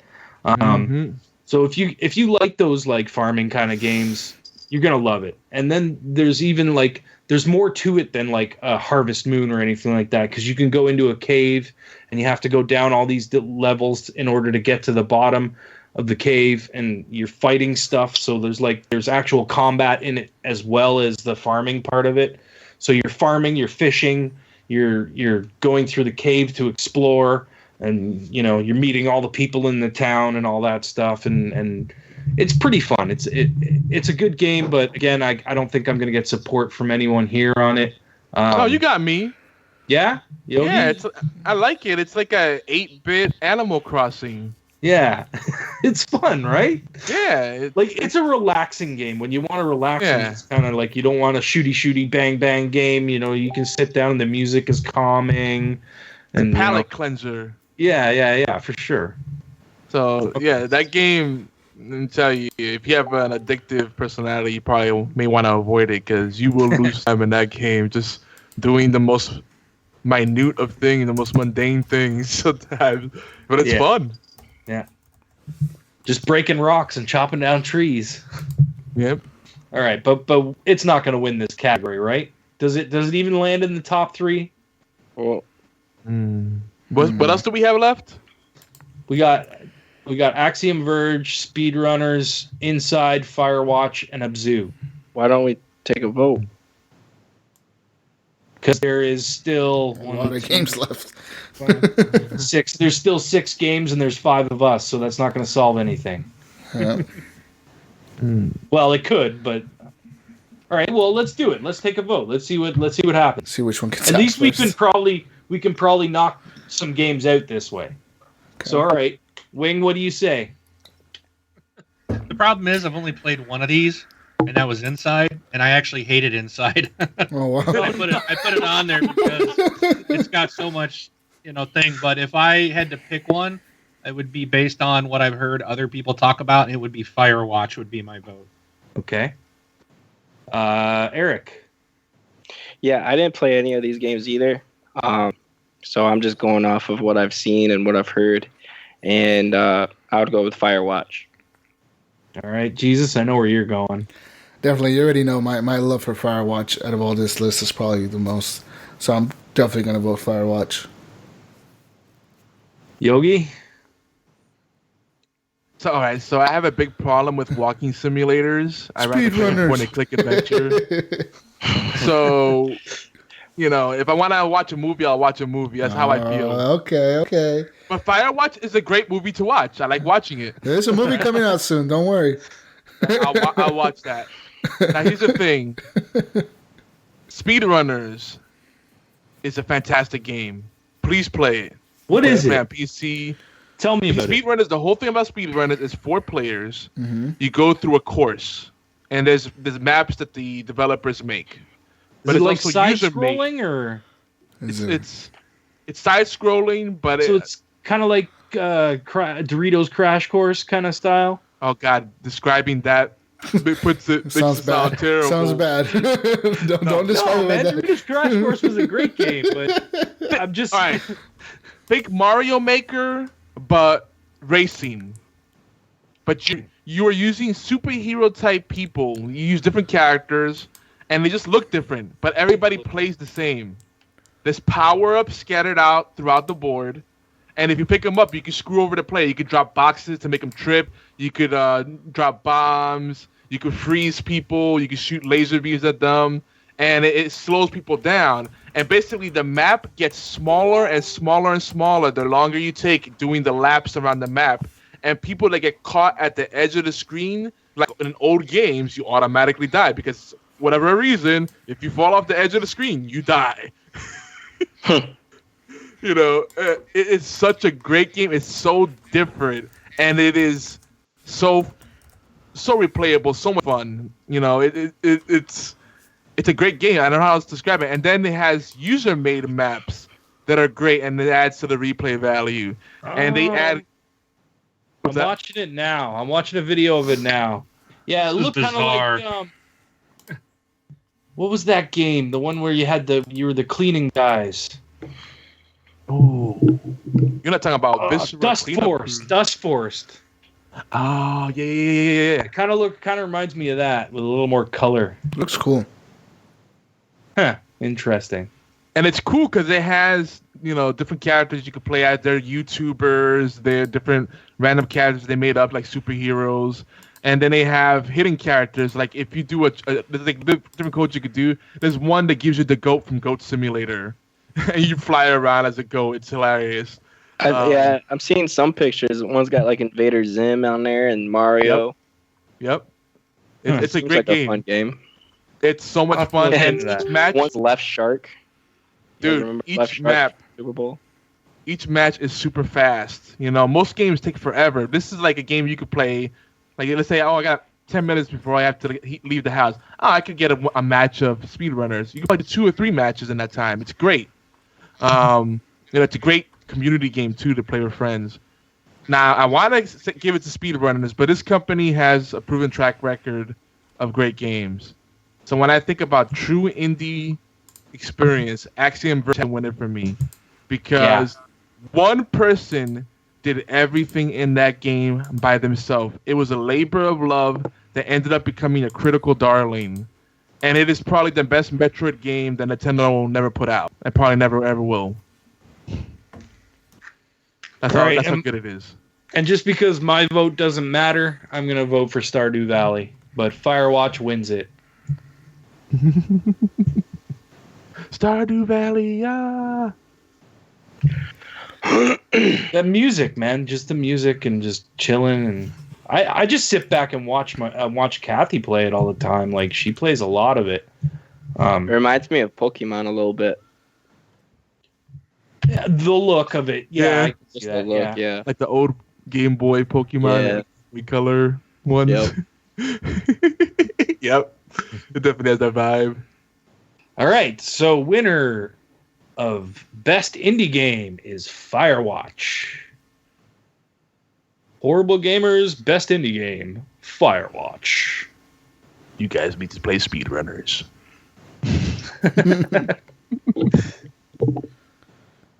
All right, so we're moving on. What's the next category, Jesus? Next category is Best Soundtrack. All right. So this is the best soundtrack of the games. These are the games that are listed on the list. So number 1, we have Doom for best soundtrack. Stardew Valley. What is this? Fury. And Watch all Dogs. those links will take you to the soundtrack. Awesome. Watch Dogs 2. No Man's Sky. Battlefield 1. And Gears of War 4. I wouldn't put that in there. I don't know about that soundtrack, I don't know who put the Gears of War in there. Ben Yogi. All right, so can we all say Gears of War comes off this list? Automatically. Why would it come off the list?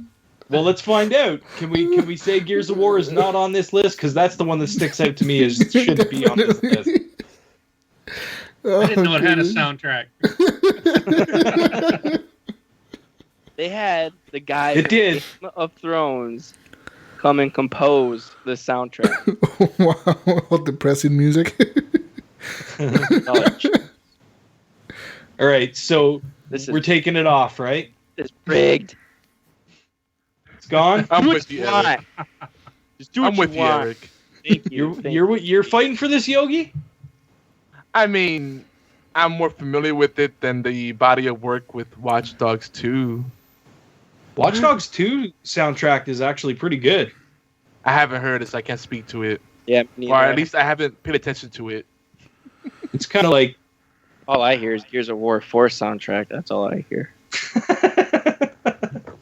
Does Watch Dogs 2 have some... there's some of that. There's like a lot of hip hop and I don't know. You lost me. It was a good soundtrack though. Like I'm not a big hip hop guy either, but the stuff that was on there was good. Okay. Let's check it out. All right, so Gears is coming off. Jesus, what you Only say? if Watch Dogs 2's I say Gears comes off as well, automatically. Wing, what do you say? automatically. Get the frick out of here. I was actually listening to the Gears soundtrack, but yeah, I wouldn't put it on there. No? All right. That's Sorry. 3-2. It's gone. We man try to give it a chance, man. Okay, seeing as I tried. the next thing, let's talk about Watch Dogs 2. So, I haven't heard. are we it, talking so I about the can't- music that's in the game while you're driving You can around, link it if you or want. Just be careful. Don't have it playing through your headphones if you're gonna. Just a soundtrack, like you would go buy the soundtrack at a store. Yes, that link is a link to every song that's in the game. yeah? So I really enjoy driving around in Watch Dogs. So I drive around a lot in that game, and I do listen to a lot of the music in the game. And I gotta say, a lot of the music I like it. Yeah, I like a lot of the music in the game. I don't have no complaints about it, actually. All right. I'm with you, Jesus. I think the It's pretty soundtrack good. is good. It's like even the like menu music and all that kind of stuff. It's good. Yeah, yeah. The menu music is pretty good too. Fuck off, Eric. You asshole. Actually, I think if you want to talk, well, this is a soundtrack, but I think this might sound a stretch, but Dead Rising 4 has got some pretty fantastic music in that game. I was just gonna say Even when you go to a menu Yep. where you pause, it'll kick on. It's all Christmas music. All the Christmas but it is music. really Yeah, that's good. true. That is true. That is true. I forgot about that. And the great thing about that was I was playing it right before Christmas. So it was like the Christmas songs were there. It kind of got me in the Christmas mood, to be honest with you. Yeah. I don't know. But it's not a soundtrack like you would buy the CD and listen to it. Yeah. So. Okay, but are we talking just musical score, musical selection, or are we just talking about sound engineering as well? Like the use of that music? Well, I think the use of the music has to come into play. Because, I mean, like, I'm just going to, for instance, Doom. Doom has a friggin' amazing soundtrack. Yep. If you don't like heavy metal, you might not like it, but it's super, super heavy. And the great thing about that game is, like, when everything starts to get intense, the music pumps up and it gets you going. It makes you want to keep going and blow things up and chop people's heads off and, like, just... It like, that's what the music does, and it does an amazing job with it. It makes you poop your pants. I've done it several times. I've that gone through soundtrack so is much underwear. so good, and like you said, Yogi, the music is used properly. Like, it's used, like, when it's calm, the music is calm. When it's crazy, the music is crazy, and it just goes up and down and up and down, and it keeps that the emotions going while you're playing the game. It keeps you in that intense moment. If you want to mention that, then Battlefield 1 does a good job at that too. I mean, it's a nice calming music, and it's a good flowing music. Yeah, it does. I don't know the. Jesus, I need your help. I agree with you that it does, but I don't think it does it nearly as well as Doom does. I could sit back and listen to the Battlefield 1 soundtrack. I could sit there and listen to it. I could put it in my. I would agree with that. I could do the same with Battlefield's Doom. always had good music. You could listen to that, and it also the build up in the game. You know, you always know when something's about to happen. Just they use music really well. And if you're looking at in the game, then I think you got to pull Watch Dogs 2. As much as I love Watch Dogs 2. That's just strictly listening to the radio in your car. Yeah, that's pretty much all there is. Otherwise, there's really no music in the game. During the missions, there's really no. There's kind of some music, but it's not really like that good. It's like Grand Theft Auto music. Yeah. Car driving. Yeah. All right. Yeah. So everyone for taking Watch Dogs 2 off. Yeah. Yes. Okay. Yeah. Wow. Oh, okay, Eric. But I gotta agree with Eric. Battlefield 1 is honestly one of my favorite soundtracks of the year as well, because I feel like the music they use is really, it captures what they're going for. So they're trying to make you experience what war was like, right? What war is like, and they go for those emotional songs, those emotional fucking violins and fucking all that shit, and they do it so well. It's depressing though, especially during the campaign, man. During the campaign, some of those parts are just like, whoa, dude, this is like fucking crazy. You're just like, man, this is so awesome. During the trailer for Battlefield 1, it played the Seven Nation Army song. That was so fucking cool, dude. That should get you hyped. Pumped. It got me pumped to play. But that was just advertising. That wasn't actually a part of the soundtrack. Okay, but honestly, the menu music when I launched Battlefield 1, I fucking love the menu music. Dun, dun, dun, dun, dun, dun, dun, dun. I like that. It's like they took that Battlefield 2 song that I can still play in my head, and it was that, but they changed it. They did. They slightly altered it, and it's just really good. And I'm not a Battlefield fan. I used to be, and I think the game sucks nowadays. But it's just because I'm old and slow. But when I still hear that music, it just makes me smile, because it's just, I love the Battlefield theme song, and I like what they did with just that. But yeah, I think I played both Battlefield and Doom. And I think I would have to say the music impacted me more in Battlefield than it did in Doom. Ooh. Well, I also like that trailer. I like that trailer that Battlefield did when they did like the in-game to the footage of World War One. It's a different. Behind it. It's that different. It's the slower music. I think it's used in the menu sometimes when you're looking at operations or something like that. It switches to that slowed down, like fucking beautiful song. It's like it fits so well. I'm telling you, man, that song fits so well for like what war is like. It just makes you realize, like, holy shit. That's not fun, guys. Like, it doesn't look cool, but it fits so well. Dude, when you go to hell and it's like dun, dun, dun, dun, dun, it's like no, that was Battlefield music. It did with Battlefield. Dun, dun, dun, dun. Copyright Battlefield. I wish I could play the Doom music right now. I just wish I could play it. Battlefield in a heavy metal. Actually, I think that the Battlefield music, every Battlefield game has had the adaptation of the Battlefield 2 music. They just switch it up a little bit for every game. Because I think even Battlefield 4. Yeah, I think Battlefield 4 had the same one. And Battlefield 3, Battlefield 1. Narrowed it down enough to take a vote. Well, let's talk about No Man's Sky. So No Man's Sky, the soundtrack in that game was very good, soothing. Man. It's very soothing. It fits the game. It's like a mellow soundtrack. It reminds me a lot of Minecraft. Yeah, honestly, but more like an electronic version of. Yeah, because you know how Minecraft has like the piano, like doom doom doom, the fucking piano or whatever playing in the background the whole time. No Man's Sky has the same thing, but it's like violins or some shit like that, isn't it? It's really like electric type music. Yeah. I say that's really well. It fits really well for that game. They went with the cool soundtrack for it. Okay, wait. Can we agree on this? Top 3: No Man's Sky, Battlefield, and Doom. What are the other ones left? Fury and Stardew Valley. Oh, I haven't played Stardew Valley has great music, but it's like I don't think it's gonna win this category. Wait, did Dead Rising 4 fall off? Dead Rising 4 still in there. We never put it on. We never put it on there. Aw, boo. Yogi's like, we want to vote.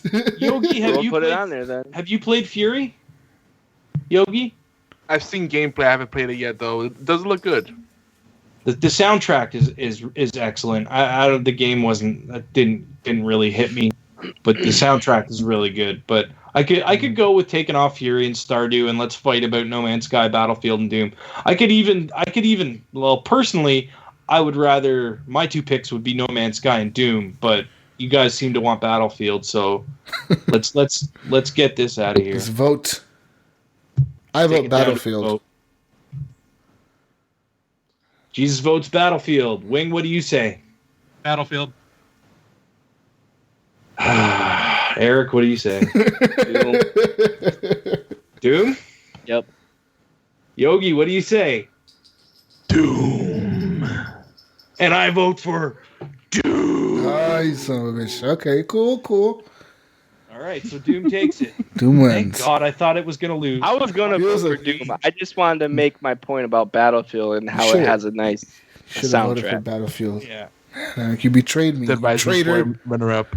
All right, so best soundtrack. HGP Best Soundtrack 2016 goes to Doom. Doom. All right, this is the one that's probably the most spoken of category out of all gaming, all 2016 and all 2015 and all 2014. For the last 5 years, you've been hearing about this stuff. Best visuals. Guys, there was a lot of games released last year and a lot of good-looking games. One game that I want to put on this list real quick right now, I'm going to add it to the list. God, this list is already long enough. Thank you, Jesus. I was about to add that. Yep. That wasn't this year. It was this year. Yes, it was. Oh, yes, March. It was. Oh, wow, yeah. This was like the year of Ubisoft. It was the year of Ubisoft. Ubisoft they had put a lot of games out this year. There's another one that I want to add, actually. Oh, God. Okay, let's do this, guys. Time to argue. Number 1 on the list, Battlefield 1 for best visuals. Oh, you can pull that right off. Oh, okay. Okay. Number 2, game. Titanfall 2.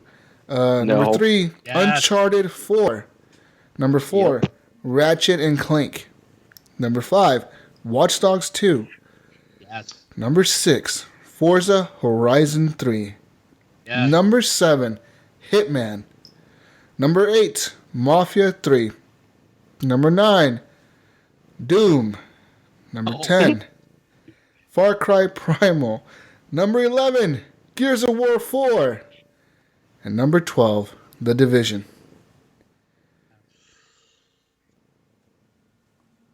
This is going to be a tough fight. How about we just all quickly say our top 3 of those real quick? And then we can deliberate. Oh, hold on. I'm going to add one more. Uh-oh. Oh, man. Oh, goodness. Here comes the monkey wrench. That's already on the It's list. already on the already list, on there. Eric. Oh, okay. My bad. Shows someone doesn't pay attention during the show. I was just waiting for you You're to fired. say Gears, that's all. He's just looking at Gears of War the whole time. That's all I was waiting for. All right, guys. So, out of all these games, man, there's so many good games. Dude, this is impossible. Okay, wait. I say we get rid of I say we get rid of Mafia Ratchet 3. and Clank, I say we get rid of Mafia get 3. rid of Hitman. Are you kidding Far me? Cry Ratchet and Primal. Clank is one of the best looking Yeah, games, Ratchet man. and Clank is one of the best looking When I games think this of year, best, man. when I think of best visual games, I think of how stunning the graphics are and how realistic it looks. Did you play fucking Ratchet and Clank? It was stunning. No, It was, man. It was fucking How the amazing, fuck, dude. Eric? compare it. I don't think compared realism to is Uncharted necessary. 4. Yes. Oh, get Dude, out of here! that game Get the frick outta I here. think, honestly, I think Ratchet and Clank does hold itself up against Uncharted 4. Just because Uncharted 4 looks more realistic does not make it a better looking game. Ratchet and Clank is fucking beautiful, dude. And there's shit blowing up everywhere, and it doesn't slow down, man. It just keeps going. Like it was amazing. I'll agree when I with played you. that game. I was so Uncharted surprised. 4 is a fucking beautiful looking game, and a lot of the times you'll be in there, you'll think like, man, this shit would look amazing in 4K, and it's a fucking beautiful game. I've heard the pro version of it looks even better. It looks like man, really nice. Fuck. But I haven't tried. Too bad that, it so runs like crap. Does it? Zing! It ain't getting my vote. It's a Sony game. There's no way I'll vote. This Xbox Live. High five. Okay, so let's do what Yogi said. Let's all. I'm gonna get my asterisks ready. Okay. Jesus, what is your top 3? Definitely Battlefield 1 is one of them. Okay, hang on. Got to get the asterisks ready. Battlefield 1. All right, go. For a second, I would pick The Division. That game is fucking beautiful. Honestly, one of the best looking games this year. All right. Oh, what's One that more. sigh about? I don't like that sigh. One more. And number 3, fuck, this is the hard one, man. There's so many games on this list that I really just love looking at. I just think there's better looking games than The Division and Battlefield, but go on. Well, definitely. I would have to give it to, man, as much as I love Watch Dogs 2, I have to say Uncharted 4 looked better than Watch Dogs. All right. Uncharted 4. All right, Wing, what do you say? I can't get it down to 3. I can get it down to 5. I know, same here. I'm looking at the 5 I wrote here, and I'm like, gosh, I don't know which one. Okay, so I have to go with The Division. Okay.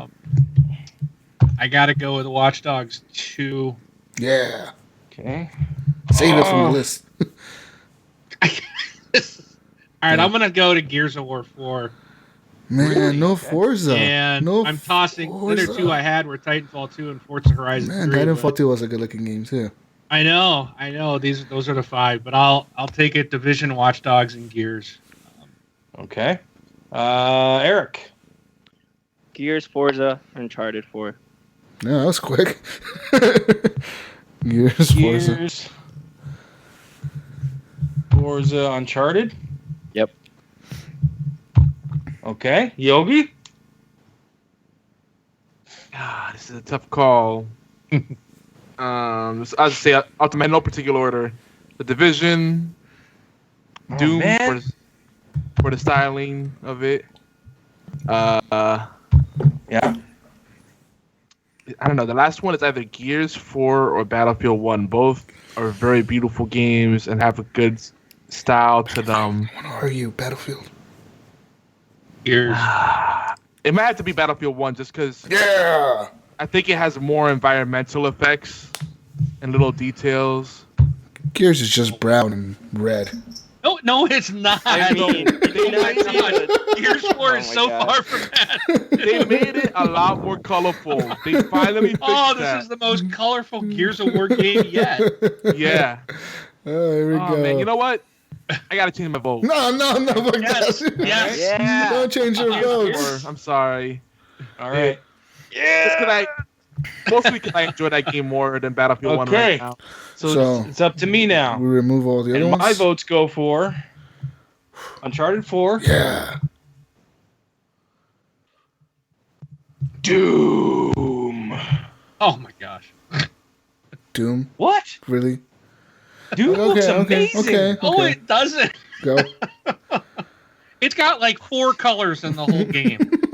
It's got black, Red, Red, orange, red, yellow, dark, and dark, then there's the amazing. green armor pickup. That's it. That's all there is in the game. No. Yes. No. What's your third one? But those What's your four third those one? 4 colors do look really good. Retract that vote. Oh, the last one, eh? God. I gotta go with Forza Horizon. Can I ask what you guys see in the Division? Yeah. Can I ask you what you don't see in the division? Exactly. That might be your answer. That's why I sighed every time I got Right. voted for. I don't see how it. I mean, it looks good, but How do you not think the division is one of the best looking games of the year, dude? Have you seen how many effects are going on the screen at one time? The lighting in that game is fucking amazing. When the blizzard kicks up and the Yeah. snow is going, like in survival mode, you can only see like a foot or Yep. 2 feet in front of you, and everything is blanked out. And there's you got on The your HUD, you know, flurries. there's other agents running around, and the tension is you getting shot at from enemies, and they're like you see silhouettes. It's like If you the shoot snow through weapons you shoot through like a window, you see the little bullet holes, little fragments of the window Yep. cracking. shoot tires, and the tire goes pop, shh, and the Yep. car lowers. What other game can you close a car door? I mean, Yeah. Good point. Good game point. is so- I remember when I saw this at E3, I was like, whoa. Yeah. I was like, my mind was blown. This is beautiful. I'm like, it'll never look like that. Yeah. And it did. The game is so much it didn't. detail. It's It's pretty damn Do the close. comparison video. Even It on didn't look nothing Xbox. like Okay, that Eric. trailer. Even on Xbox, the game is still an amazing looking game. I mean, I play this on Xbox all the time, and just the other day I was playing it, and just the other day playing it, going through the subway, man, seeing the explosions, the effects, the rubble, the fire, the shadows, the lighting, dude, is so fucking cool. Just play it more, Eric, and you'll see what the hell we talk about, man. 'cause- Okay. Yeah. Okay, Jesus. So here's the thing. You put on Far Cry Primal. It didn't get any votes, so it's coming off the list. Yeah. Do you want to say anything about it? I gotta say, Far Cry Primal it's a good looking game. The environment it's interesting and it's neat. It's a different environment. You don't see it often where like you're like in a primal fucking time, like caveman type shit. You don't see that very often in games. Maybe in Skyrim a little bit. But what other game do you see like big mammoths running around or saber-toothed tigers or just shit like that? You know, that to me That was game, really. the game was good, man. It was definitely a great game. was and a did beautiful look game. really It good. was, Every game on this list looks great. and it was Yeah. a pretty looking game. You me. cannot say Far Cry Primal was an ugly game because it really wasn't. To be honest, it was a No. pretty game, man. So that's why I wanted to put on there. I also put on Hitman in that list because Hitman didn't get any votes either. But I mean, it's just I didn't vote for it because all these other games are just too good. But Hitman, I put it in the list because Hitman, it's so much things going on in this game when you play it, right? There's missions where you play in Hitman that you can see like 80 people on the screen at one time. Like everybody's doing something different, running around. One person's grabbing a cup, the other person's standing there, the other person's talking to somebody. They're all arguing. This and that's going on, and the game it's fucking pretty, dude. If you've played Hitman, you know what I'm talking about when I say this game is one of the best games of the year.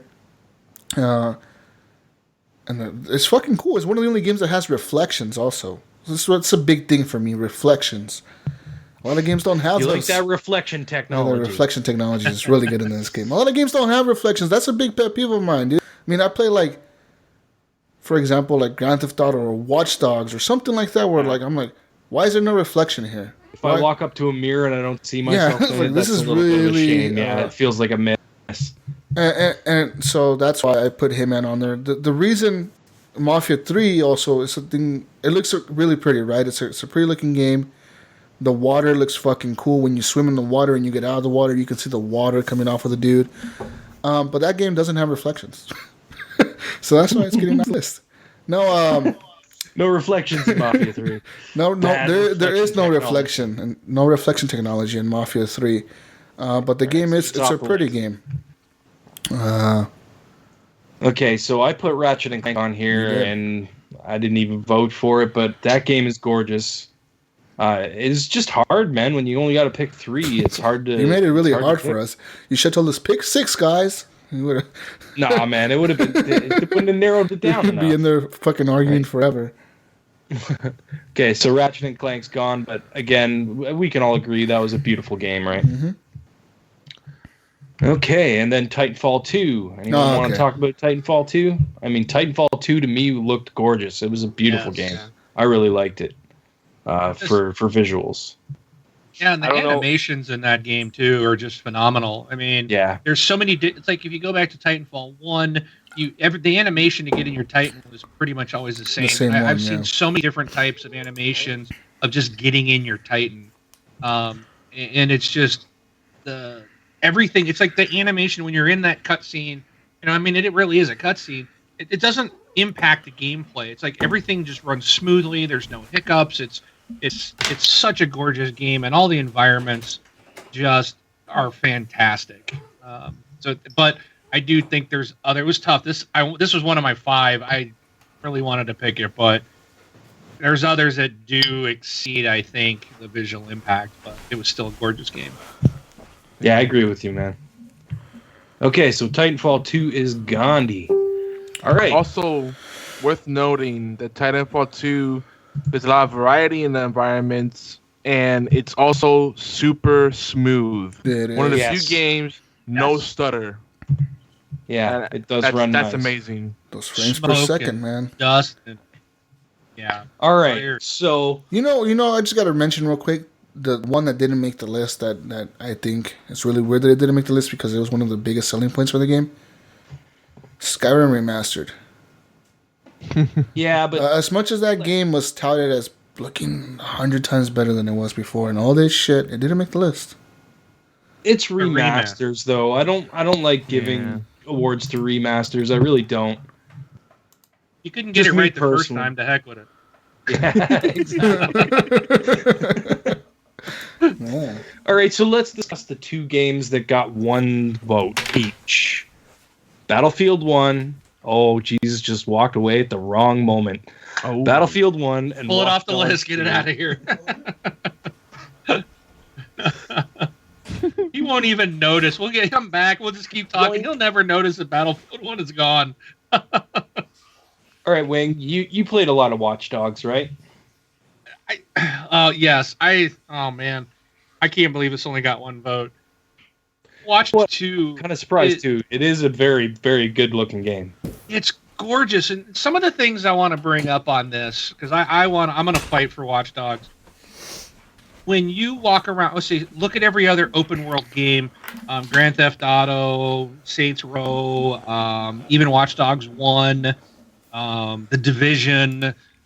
When you're walking around and you see other people in the world, you see like a couple characters and a couple clothing sets, and it's all just kind of all repeated. It's like I feel like when I played Watch Dogs, like I never ran into the same person, and there's so many people in that game. Yeah, and it's just like you always felt like, enough times you're going to start to see it, but it takes a long time before you really start to, I've seen this person before. Mm-hmm. It's so rare, and they did such a great job of that it made it all feel better, more alive, more real. Everything looked fantastic, from going into a building to going out of the building, being in the bright sun of San Francisco. Just the water and the reflections. You want the reflection technology. Look, the sun beaming off the water. Yeah. It's got to be one of the most gorgeous games that came out this year. I hate to see it only get 1 star. Jesus, by the way, while you were gone, we got rid of Battlefield 1. What? What? How? You weren't supposed to tell him. It only got 1 vote. It's gone. Battlefield 1 deserves an honorable mention, though, man. Let's be honest here. I'm kidding, man. I'm kidding. Man, come on here. I was about arguing. I was start crying over here. No, I'm going to agree with Wingman, everything he said about Watch Dogs 2. So Watch Dogs 1, I'm one of the people that enjoyed this game. I know this game gets a lot of hate. Watch Dogs got a lot of hate, dude. And that's the reason Watch Dogs 2, I feel like a lot of people haven't given it a shot because of the bad, I guess, the reputation that Watch Dogs 1 got that I don't think it deserved. Right. But whatever. Okay, so we got 2 games with 1 vote. So which one do we take off the list? Watch Dogs or Battlefield? That's really hard, dude, because like I said, I love Watch Dogs. This is not going to be an easy task. This is going to be Watch Dogs. And I feel like in Watch Dogs, like Wingman said, every character is unique, and even the main character. So like I see sometimes gameplay clips of other people's playing Watch Dogs 2, and their guy is dressed completely different from what my guy looks like. Because you can go to so many shops and just buy different T-shirts, different hats, clothing, glasses, jewelry, backpacks, shoes, everything. So like every time I see clothing gameplay, technology is off the hook. It is, and the headphone technology. I don't know if you ever noticed, but in cutscenes or even during the gameplay, the guy will sometimes take off his headphones and he'll have them dangling on his shirt, and you can see them moving when he like turns. You'll see the headphones kind of move, and it's like, oh man, like the little details they paid attention to in this game are interesting. But Battlefield 1. All right, guys. With all this stuff going on in Battlefield, you have to say Battlefield 1 is one of the best looking multiplayer games out there. Hands down, it's so fucking pretty, and all the explosions and the destruction. There's matches where you're at the end of the match, you're like, wow, this map looks nothing like it looked like when we first started running across the field here. And the single player is just so good, dude. It's so pretty. I mean, compared to like other shooters. You know what? I'm gonna add one more to this list. Well, I want to give honorable mention to Infinite Warfare, because Infinite Warfare was really pretty. The campaign was. You cannot deny that anything else. The campaign cannot say that Infinite Warfare was not a pretty campaign, man. That campaign was really pretty. I enjoy the campaign in Infinite Warfare. It was. If it had to be Infinite Warfare or Battlefield, I would still give it to Battlefield, because Battlefield... Then you can't add Infinite Warfare. Like I said, Battlefield has a bunch of explosions and stuff, and like every match is different. Everything is never the same. No 2 matches in Battlefield are going to end the same. The map is not going to look the same. They're always going to look different. Everything explodes differently. All that stuff. It's such a good game. Let me throw this in there. So let me jump it up and ask this: Forza Horizon 3 looked beautiful. There's no denying it. But we have seen gorgeous Forza games for the past 3 years. This is no surprise. That's true. That's why I didn't pick it as much as I love Forza Horizon series. It didn't really do anything more than we've seen before. We're like Watch Dogs 1 to Watch Dogs 2. Holy crap! That's unbelievable change in visuals and beauty and fidelity and just.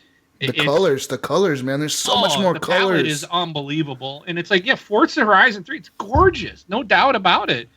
But it looked the same as 2 and Forza 5 and Forza 6. And, we know that's going to look gorgeous. Yeah. So, for me, it's like I couldn't vote that one. It's different. It's different to see, like, Forza, your regular Forza game.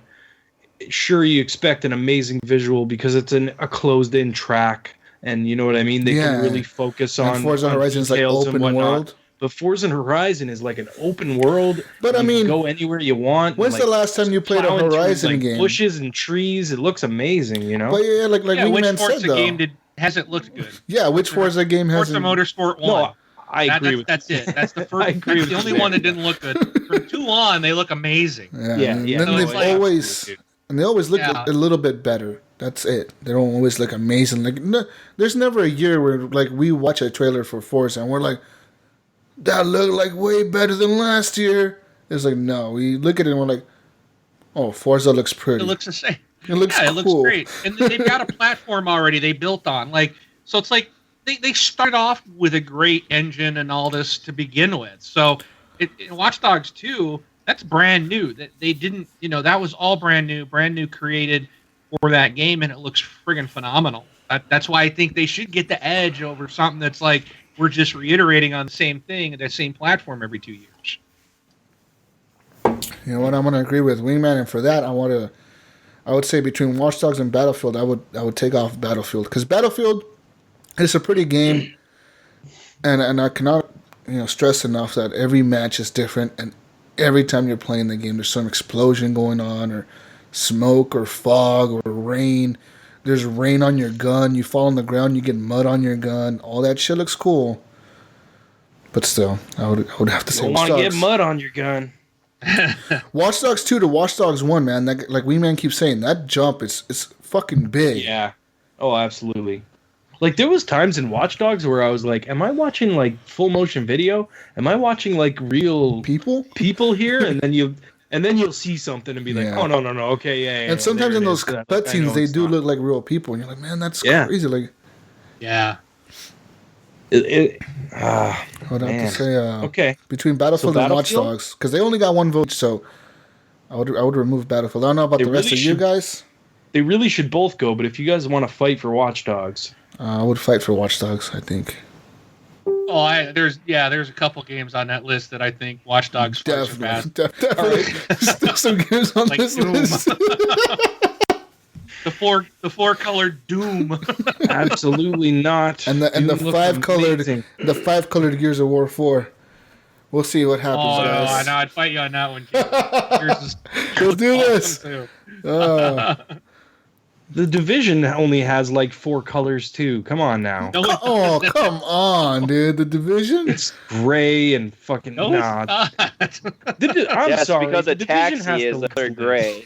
Taxi's yellow. This needs to go. This Division needs to go. How does it need to go? How does that need to go? It's got 3 stars. It's got, okay, if you remove the Division, you have to remove Doom, because it only has 2 stars. Yeah. The Division has 3. So I can agree to remove Division if Doom is gone.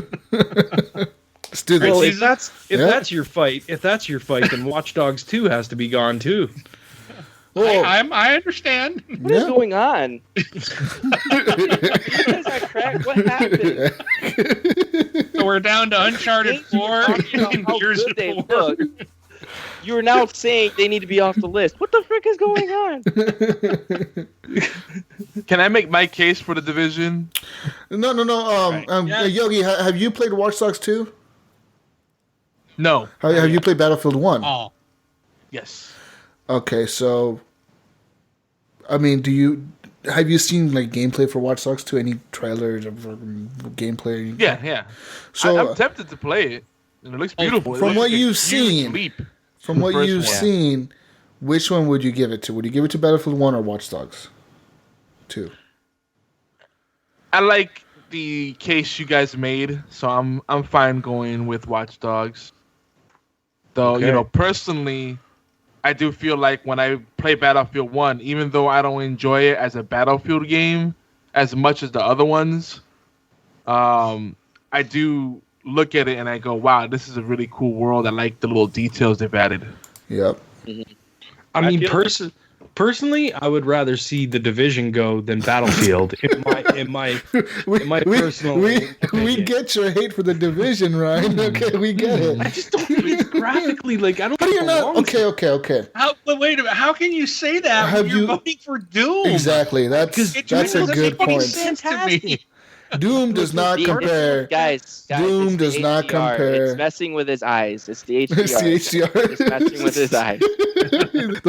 That red keeps popping up and it gets him going, man. Right. I just got to say the Division, it's a pretty game. Like all the arguments that we've stated, dude, just the little effects that you shoot through a piece of glass. It doesn't just break the glass. You see a bullet hole in the glass. You shoot it again, you see another bullet hole in the glass. You shoot it again, then it breaks. Stuff like that, dude. Remember the game on Xbox called Black? It put bullet holes everywhere too.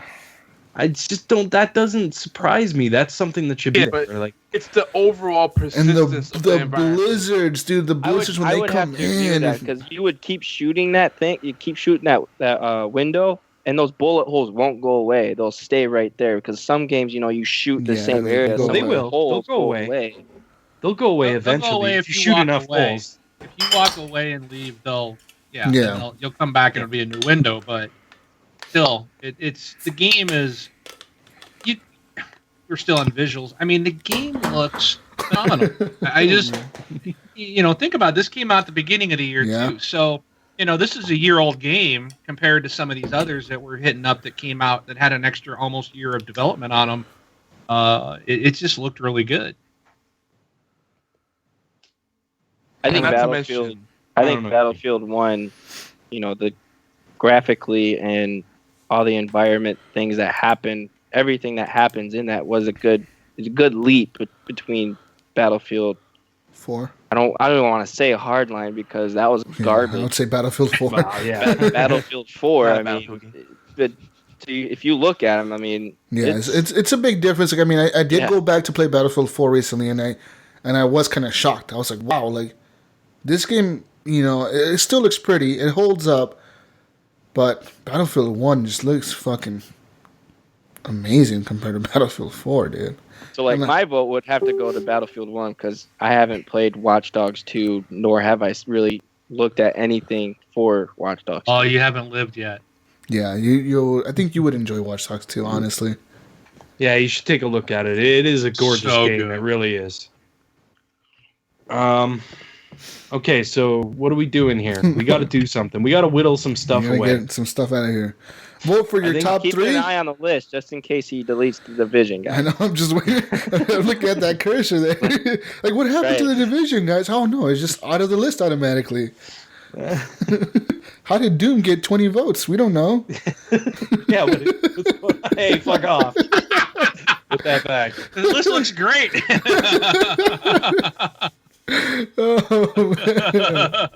All right, guys. Whoa. Whoa. Can I say something? With the visual, I think you also have to take into consideration art direction, right? Well, yeah. Because So then Doom would be out, right? no, because it's not about having Yes. it's not about having cutting edge graphics. It's about matching the experience. In a game like The Division, you want it to be immersive, right?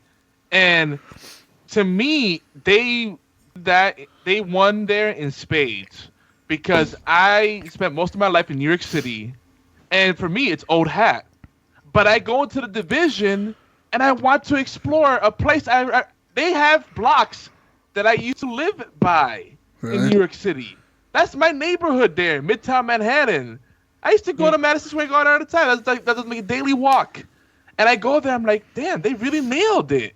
And it almost makes me miss New York City. Of course, I would never go back there because you can't live unless you want to be broke all the time. I mean, you got to spend $300 a day just to park your car. Same yeah, as San good luck Francisco. with that. Hey, Toronto's not far off of that, so I'm glad. You know one thing I gotta say though, that between Watch Dogs and The Division, they're both made by Ubisoft. Ubisoft goes hard on some of these games, man. Just not on Assassin's Creed. No. Oh God. Okay, that'll be next year's discussion. Okay, I wasn't gonna do this, but I'm gonna just say it because this will just end this. It'll make The Division the winner in this category. No, and we'll just be done with it. The All right, guys, moving on. The only game that allows you to watch a dog defecate. All right, I mean, that makes it the instant winner. Yeah. If That The is Division true. wins this category, I quit. No, in The Division, okay, there's like Yogi said, there's very, like, you gotta consider the immersion, right? In Battlefield, I am immersed when I'm in a multiplayer match, and you put on like just the audio has to do a lot with it too. The audio in Battlefield 1 is good, and like I said, when you see your gun and you see the mud on it, or you see explosions happen next to you and you see the mud flying across the screen, or like in The Division, when you walk into an empty apartment and you see stuff scattered everywhere, like clothing or food on the ground or stuff like people left in a hurry. Or you go to like the FEMA camps and you see like all the sick people, the people trying to survive, the soldiers. It's very immersive, dude. Very realistic, man. I mean, think about if some disaster hit a major city like New York. Just take the power out, and people are going to, for a short time, people are going to go freaking crazy. I mean, that to me, I think that's very realistic the way that city looks, and everything looks so detailed. And I think that's one of the biggest things, like with Watch Dogs and The Division. I think is good as like Gears and Forza, even Forza would be in this category. There's so much detail that it's like believable. Yeah, because in Watch Dogs 2, great, but I think it might be a little less on the detail, even though yours is. Yeah. Watch Dogs 2. It's very. I'm not gonna be on the show anymore after this category's done. Watch Dogs 2. Well, it's a very. That's the case. My Saturdays are free. Watch Dogs 2 it's a very immersive game too, man. Like I've told you guys plenty of times before on the show. Hey, I've been playing Watch Dogs 2. What do you like about it, Jesus? The city of San Francisco in Watch Dogs 2 is so believable. You just see people walking down the street, fucking people flying drones, people playing with their dogs.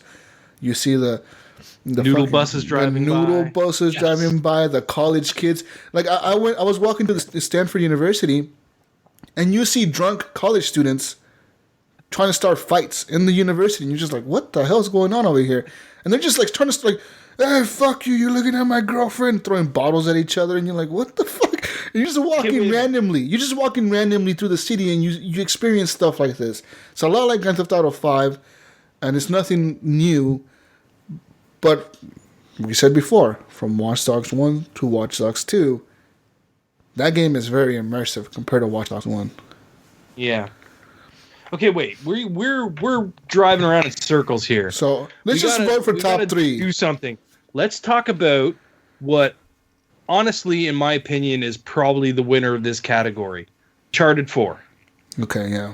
I mean, does anything stack up to Uncharted 4 visually? That's hard. Because visually, Uncharted 4 is a masterpiece. Let's just be honest here. Yep. Does anybody disagree with that? I've never played it. No? But you've seen it, right? Like, I don't think you have to play it to appreciate how beautiful it looks. Yeah, there's, like I said before, there's moments in Uncharted 4 where you look at the cutscenes and it switches to gameplay and you're like, what? What just happened? Yeah. I'm in gameplay now? Like, this is real? The cutscenes are literally like the gameplay, and just the technology they used in Uncharted 4, like on the cliffs, when you're walking on the cliff and a little rock falls off. Rocks fall down. Or gravel. And stuff, you like walk in gravel and you can see the footsteps in the gravel. Lots of little touches, and that's Naughty Dog for you. They always do that. They put those little touches in there that just make you go, wow, that's amazing. You know. But again, we can argue the same argument we have made for Forza Horizon is from Uncharted 3 to Uncharted 4. Is it something that we don't expect? Not as big of a jump, I don't think. Okay, wait. Let's whittle this down. You could say, if you're talking about Naughty Dog, you could say. I mean, they made The Last of Us. Uncharted 4. The Last of Us to Uncharted 4, but I mean, still, The Last of Us wasn't an ugly game. Good. It wasn't an ugly game. I mean, you can't sit there and say The Last of Us is an ugly game because it's not. That game is pretty as fuck. Okay. I'm watching this link you had for Uncharted. Yeah. And I'm a fan. I played Uncharted 1 through 3. I bought a PlayStation 3 specifically for that game. You're recording this? So did I, Wayne. No, I've said it on my own show. Wingman's about to make us sign NDAs. I did not buy a PS4. If I did buy a PS4, it would be for Uncharted 4, period. Because I love the game. But I'm looking at this, and I don't see that there's. I mean, I think the argument you're making for this game holds for Watch Dogs 2. Okay. I really do. They look. I mean, this game looks great. I'm not going to argue that. Mm-hmm. Okay, wait. Even without seeing it, I could say, yeah, it's Uncharted. It's Naughty Dog, no doubt. Can you agree that The Division doesn't stack up? Ryan's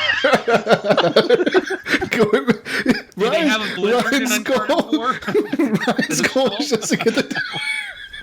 He's trying to really get the Division off of this list. Why are we not arguing against Doom? Why the fuck are you trying to get the Division off of the list when Doom is still on that list? I don't get this. because I think I honestly don't think Doom deserves. I don't think Doom stacks up against half of these games. Honestly, and I think a lot of that for me, honestly, Doom doesn't stack up against Gears. But the Doom has one environment; it doesn't change. So that's not true. That's not true. What is it to make hell look, different? It's not just hell. You're not just in hell. But as he starts out on a planet, right? But it looks like all you're the on same. Mars. You're on Mars. Brown, and you walk into the stations or whatever, and everything looks the same. You look at even Uncharted, in the color palette that's here, and the beauty. I mean, I'm watching this as we're driving down the street. You got to think. You got to think. Okay, Doom is in hell. What? Of course, it's going to have that color palette because what else would you have? You're not going to have trees and fucking green and sunny, bright rainbows. You know what I mean? In Doom. Well, actually, it would probably be pretty funny if you had rainbows in Doom. But you made it sound like Diablo when you get into that secret area. Oh, that was awesome! And fight the unicorns and all that. Don't get us started on Diablo. Stick to the games on the list. Make a 4-color game look good. I mean. I think Watch Dogs and Uncharted have a heck of a lot harder time because of the large color palette and the visuals that they have. Okay, I tell you what, I will let go of Doom if you guys let go of the goddamn Division. I'm fine with that. I'm okay with that actually. I am the Division to be gone because I will quit this goddamn podcast. I still think that the Division should stay on the list because I think it still stacks up against some of these games. No, then Doom's staying. Well, what's your point against the Division? Yeah, what is it? I don't think it looks that great. How do you not think it looks good? How long have you played this? When's the last time you played it? Okay, guys, wait. I'm not saying that it looks bad. I don't think it looks bad. I think it's a good-looking game. I just don't think it stacks up to, some of the other games on this list. To Doom. Even I would rather see Battlefield on this list than The Division. I don't think The Division is that good-looking. That's just... I almost agree with that argument. I almost agree with that, but still, The Division's a pretty game. Immersion. Jeez. Yes, but is it prettier than the other games on the list? Prettier than Doom. I don't agree with that. I don't agree with that. Let's take a vote here. Let's take a vote. Yogi, Eric, help me out here, man. Eric, you play Doom, right? Let's vote. Eric, Doom or The Division? Doom and The Division are top. That's all I'm saying. Oh my goodness, you two. Oh my god. He's not gonna help We need to get rid of Doom then. Oh my god, please no. Okay. Yogi. Eric. Just stab me right in the back. Doom or The Division? Dude, I'm with Doom and The Division. I like them both. And they're two different types of styles. But Doom artistically captures the essence of the classic games while modernizing it.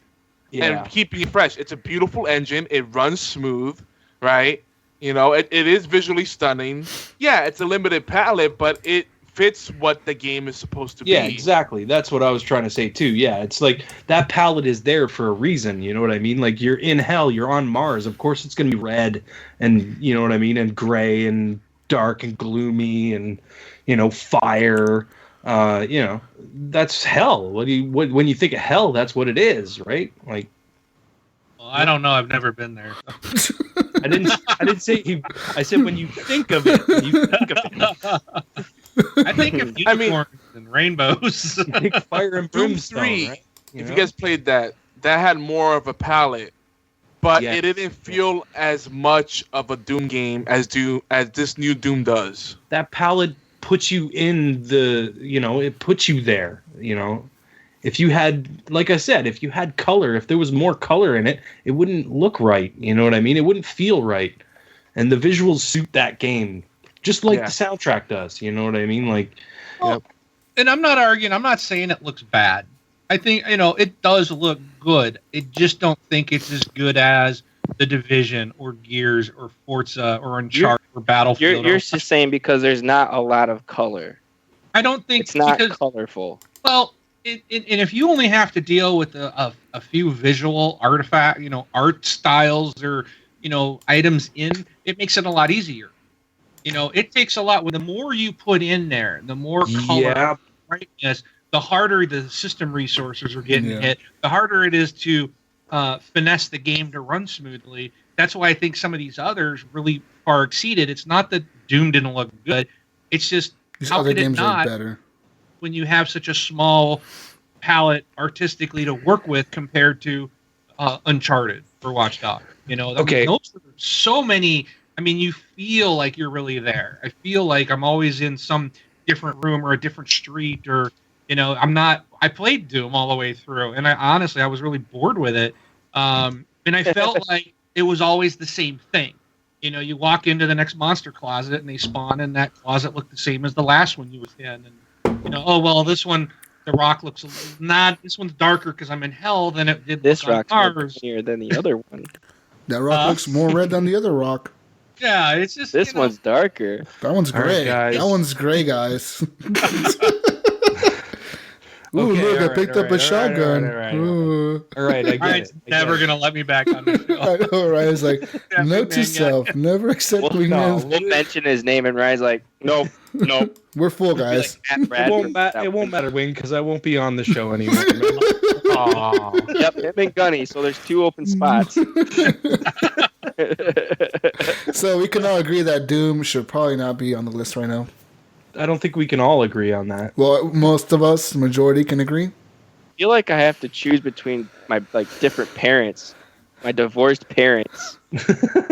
Who do you love more, Eric? I'll disown you, Eric, right now. Hey, Who sent you a game in the mail, Eric? Huh? Wink, wink, nudge, nudge. I'll say, who's going to send you 2 games in the mail, Eric? Oh, really? Well, I don't know. Send really me should Watch happen Dogs here 2 so I can check it out. is anything that doesn't have 3 stars, remove it. Let's I mean, do we're it. really Yeah. wasting time because you Yeah. got 3 Yeah. games, and 3 votes, and we're talking about everything that's 2 and 1 vote. Well, except Yeah, Division. you're right. So let's do it. Doom is out. Forza's out. Because Watch Dogs is out. You guys were fighting for Watch Dogs. That's why that kind of started, right? Yeah, and it didn't get the votes, so And to be honest, I agree with you guys on Watch Dogs. We can all agree it's a beautiful game. But, all right, it didn't get the vote, so it's got to go. Yep. So, All right, so Doom, Forza, Watch Dogs, and Battlefield are all going? Let me just say one more thing. I'm just kidding. so now we got the top contenders: Uncharted 4, Gears of War 4, and The Division. So Gears of War, guys, is on this list. It is. We haven't really talked about it Yeah, yet. and Compared to we're all just Uncharted? talking about colors. Here This we is go. a very colorful Here game. we go. More color For talk. a Gears With game, bright- yes, it is. Bright colors. For a Gears game. The Division, though, No. has a lot more colors. Take fucking Gears over the Division. Here we go again. Here we go again. The Let's just Division vote, has please. 50 colors Yeah, compared to let's do Gears of both. War Let's 10 colors. Jesus, stop. Stop. remove the stars. Let's do a vote. You're fired. You're fired. What the heck? Brun, Okay. Brun says insight for the win. Wait, we got to put that on here. Inside. Yeah. Oh, God. The 2-color game. But wait, it's only got 2 colors. No, 3, because there's red. But Yeah, those it's red in there darks, somewhere. those darks are just crisp Really. dark. They look nice if on you the see it in LED 4K, screen. Those blacks really stick out in Yeah. 4K, Yeah. man. That HDR flag. Super black and super white. Yeah. Super. The brighter whites, the darker darks. Yeah. Ooh, yeah. It's on. Okay, feel like so I'm in let's a do Tide the vote. commercial. Wait, what are you saying? What's your pick out of these 3? I know what I'm your gonna pick stick is. with the Division, man. I know what your Sorry. pick is. God damn it. All right, I asked Eric, what are you saying? Ears. Of course, you're saying yours. Uh-huh. Better than the Division. Jesus, what are you saying? I didn't know you hated that game so much. Hate it. Anyway, we're just keep going. I'm torn between Uncharted and The Division. I'm Why would he pick Gears? He would never pick Gears. so torn between hates the Gears. Uncharted and The Division right now, guys. Oh, let me make If you it. don't pick Jesus. Division, How many I'm calling you a colors? hypocrite. How many colors I'm does calling you a Uncharted have? I go by colors. How many colors does Uncharted have? I'm gonna have to say Ryan, I'm gonna help you out here. I'm gonna change mine. to Uncharted. Really? Okay. Even though I didn't play it, I did watch that trailer, that video, and it absolutely does look amazing. And I know Naughty Dog. I've been impressed with them before. Yeah. I just hate voting for something I haven't played, but it did look phenomenal. All right, Jesus, what are you saying? That just made me tore me up more. Like who's gonna go another way, Jesus? I All feel right, like you're Jesus supposed loses to his pick the vote. Division. Yogi, what's your vote? Yeah, I'll come Vision. back. You're going Division over Uncharted? Fuck, dude. Just because what's more impressive about the Division, You're gonna have a tie. I feel like. I expect Uncharted to be visually stunning because it's a cinematic experience. That's not. No, you can't go off expectation. It's what's the best looking game. But What game had the best visuals, not. yeah, but see, to me, best visuals is about a fit creatively, not just cutting edge tech. Well, Wait, you know what, whoa. Ryan? I go for Uncharted, Division? dude. I mean, you Best guys just multiplayer. did say that about Forza. How you expected it to be Yeah. amazing. If it's good for the goose, good for the gander. Are you voting Would've for used that. Division? I'm voting for Division. All right, What happened Jesus, to the multiplayer? It's all disappeared. it's up to you, buddy. Jesus, what's going on? I'm gonna have to go with Uncharted because Uncharted, honestly, I mean, as much as I like the Division, I think it is a pretty game. Honestly, one of the best looking games last year. Uncharted, they fucking outdid themselves, dude. That game is just beautiful all the way around. Even from the opening sequence to like the last one, just like wow. And I will say nothing more than I am voting for Uncharted. Not the Division? You were gonna make this a tie? I should have voted the Division. Yeah, I changed my We're vote. going with Division. Man, I should have just kept mine as Division. So we could have Change fought the it out. vote. How many colors? right, so- Look it down to colors. Horrible Gamers' best visuals of 2016 is Uncharted 4. An hour later, And, 90 colors later. 90 colors later, 6 different palettes guys. later. Why is the Division in best All multiplayer? right. Yeah, Don't for start real. this, Ryan.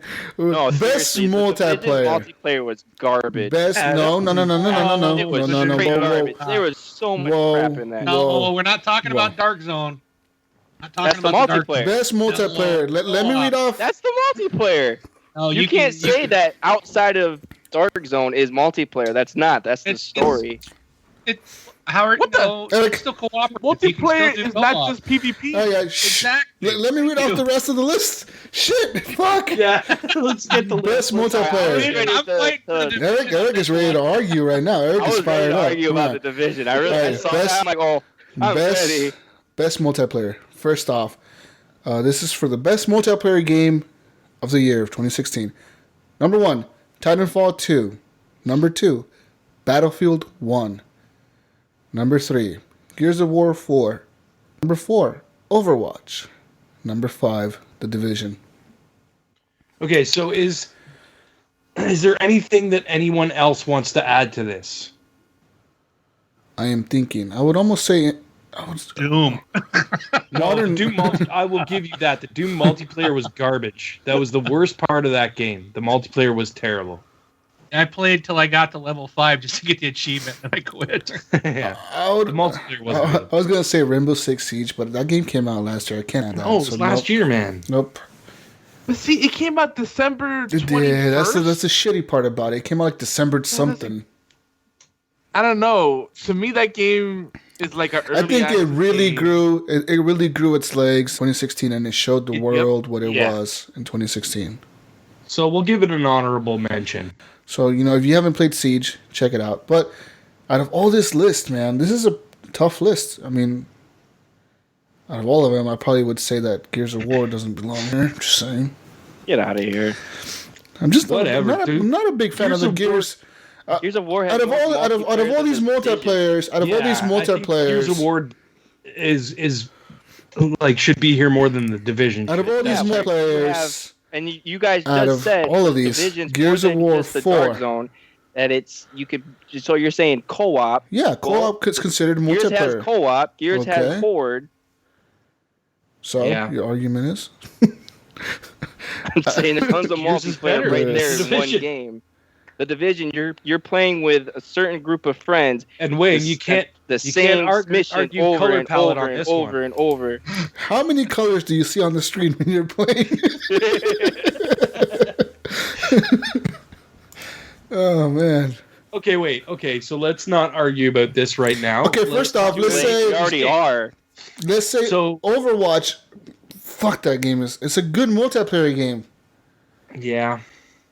But what is It's fun. what is the gain out of Crap. it? Okay, let's put it this way. What do you get out of the multiplayer? You're what big into Overwatch, aren't you? What I get out of the multiplayer, I like to play multiplayers to get something out of them. I get gear or a gun or a rank or a badge or something. Overwatch offers you cosmetics. So what? I That's just the don't best think. way. There's nothing to gain out of it. That's what I feel like. I don't have nothing to gain. I mean, Yeah, I but can't that say also anything puts- about Overwatch because I've never played Overwatch, and it's not the type of game I like. That puts everyone on a level playing field. That's But it what gives I you like nothing about to Overwatch. gain. That's what I like about not having the attachments and garbage that makes you a little bit better than someone that hasn't played it for as long as you. But as That's long as what I the like guns are balanced, the game should still be fair, even if you're a rank 1 or a rank 50. I look at Battlefield 1. I play that game off and on. I play Siege and I play Battlefield sometimes, and I go play Titanfall. I feel like Battlefield 1, it's a balanced game, even though there is ranks and there's you have to play a certain class for so long to be able to unlock a certain gun. I feel like the guns you start off with aren't bad guns. You're not going to die all the time because you have a bad gun. Most people start with the same thing too. And most of them keep them. Is this category strictly to be competitive multiplayer? Is it? We're not including cooperative. If we're gonna do co-op, I think we let's do should. best co-op game. That's a whole different category. Yeah, Multiplayer co-op's a whole includes- different. I think co-op. So you want to add a new category? Best Well, co-op? like in Dead Rising 4, the multiplayer right, let's add a new is category. cooperative. Yeah. I mean, Multiplayer is the umbrella that Right. encompasses PvE. It just PvP. means yeah, you're playing with other people, multiple, more than one. Yeah. So that's why. But Put your that's why I'm wondering games. your category. Is there here. an? You guys- Is it? That's so people can join your game, Put your right? game under the list Right? of best Your story, co-ops. So right? Or is there a story to Dead Rising 4? There it is. It is a It's a separate the only story. multiplayer. It's like more like Horde. You get 4 people. You go into a game. It has nothing to do with the campaign. It's a separate leveling up, and you go through these kind of scenarios and have to move from one part of the mall to the next, doing objectives on your way to the safe house. And if you do that, then you go on to the next section. It is multiplayer, but that's why I'm wondering if you guys are looking more of like. all right, so we added a whole new category. So this is just multiplayer. So if this is just a multiplayer, we're looking at player versus player gameplay. Okay. The Division needs to be off of that list. It should be considered into the best co-op game list. I agree with that. Take it off of this list. So out of Titanfall, Battlefield, Gears of War, and Overwatch, time to vote. I think it's time to vote. For PvP, right? PvP, best Multiplayer. multiplayer player versus player game of the year. Well, I mean, never mind. I won't add it. What do you vote? What do you vote for, Eric? I would vote Gears Gears. because you have so much you can do. Okay. What about you, Wingman? Titanfall 2. Mainly because, and it's not that I hate Overwatch. I just hate all the love that Overwatch has gotten. But what I like about Overwatch is I can go in as a noob and still Do come okay. out, get gear, and at the end of the game feel like, hey, I did pretty good. Well, that's what I also like about Titanfall 2. I feel like I can always play. I'm always competitive, no matter what your level is. But when it comes to Battlefield or Gears of War on a PvP, if you didn't start and play 50 hours a day from day one, then you can't compete because all these other people have got everything unlocked, and you spawn in and you're dead right away. And it's just so I would take Battlefield and Gears off. And it would have to be Titanfall 2 as my pick or Overwatch. Just for that simple fact that everybody has a chance to play. Yeah. Okay. I like that. What about you, Yogi? I'm split between Overwatch and Titanfall 2, but I'll have to give it to Titanfall 2 for the reason that there's a lot more variety in how you play the game. Yes. And how you can form squads. The network system, though janky and buggy, the concept is fantastic. Yeah. You know, you Well, have different networks. You switch between the networks. You have different happy hours. When I first saw it, I was like, "Oh, this is amazing. This is gonna be great." And then it was all broken, and I was like, "Oh, this same sucks." here. That was my experience. Yeah. But How the fuck do you use this? How many networks can you be a part of? It was really confusing. But if you get the hang of it, it's really cool. Now, with Overwatch, I'm a big Blizzard fan. I would say I'm a Blizzard fanboy. The amount of polish they put into their games, their art direction, they're always unique. They always feel distinctly Blizzard. Even though you could draw parallels to other things, it's still a Blizzard thing, right? Yeah. And so it makes it hard. But the thing is, when it comes down to it, Overwatch has basically 2 core gameplay modes that comes in different formats. You know, you have elimination, escort, and the other one. Yeah, escort and the one where you have to hold the domination type of thing. Yeah. Where you have to hold the place. Hold the points. Yeah. Okay, wait. There's a third mode, the elimination. Yeah. That counts too, because that's 1v1, 2v2, 3v3. But it's just small variants on those 3 main modes. In Titanfall, there's so many different ways to play. They have already 10, 12 playlists, and they rotate different ones out. And about as many maps. Favorite is Overwatch launched mixed. a handful of maps. Yep. And they've added new ones already for free, but so did Gears of War. Yeah. That's another thing. But just between these two, because I won't even talk about Gears right now. Just between these two, I'd have to give it Titanfall 2. It's a very slight edge. Okay. But I feel like Titanfall 2 is the kind of game I could jump in and out of with or without a friend.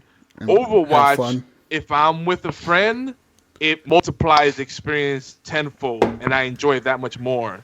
Okay. But solo, I don't feel as compelled to keep playing it. I'll play it, I enjoy it, but then I'll move on to something else. I don't know if that makes sense. Yeah, it makes sense. What about you, Ryan? I'm mulling over this. I'm not a big competitive multiplayer guy. I'm not a big fan of it, but I had a lot of fun with Titanfall 2. Okay. So I'm going to go with Titanfall 2. Okay.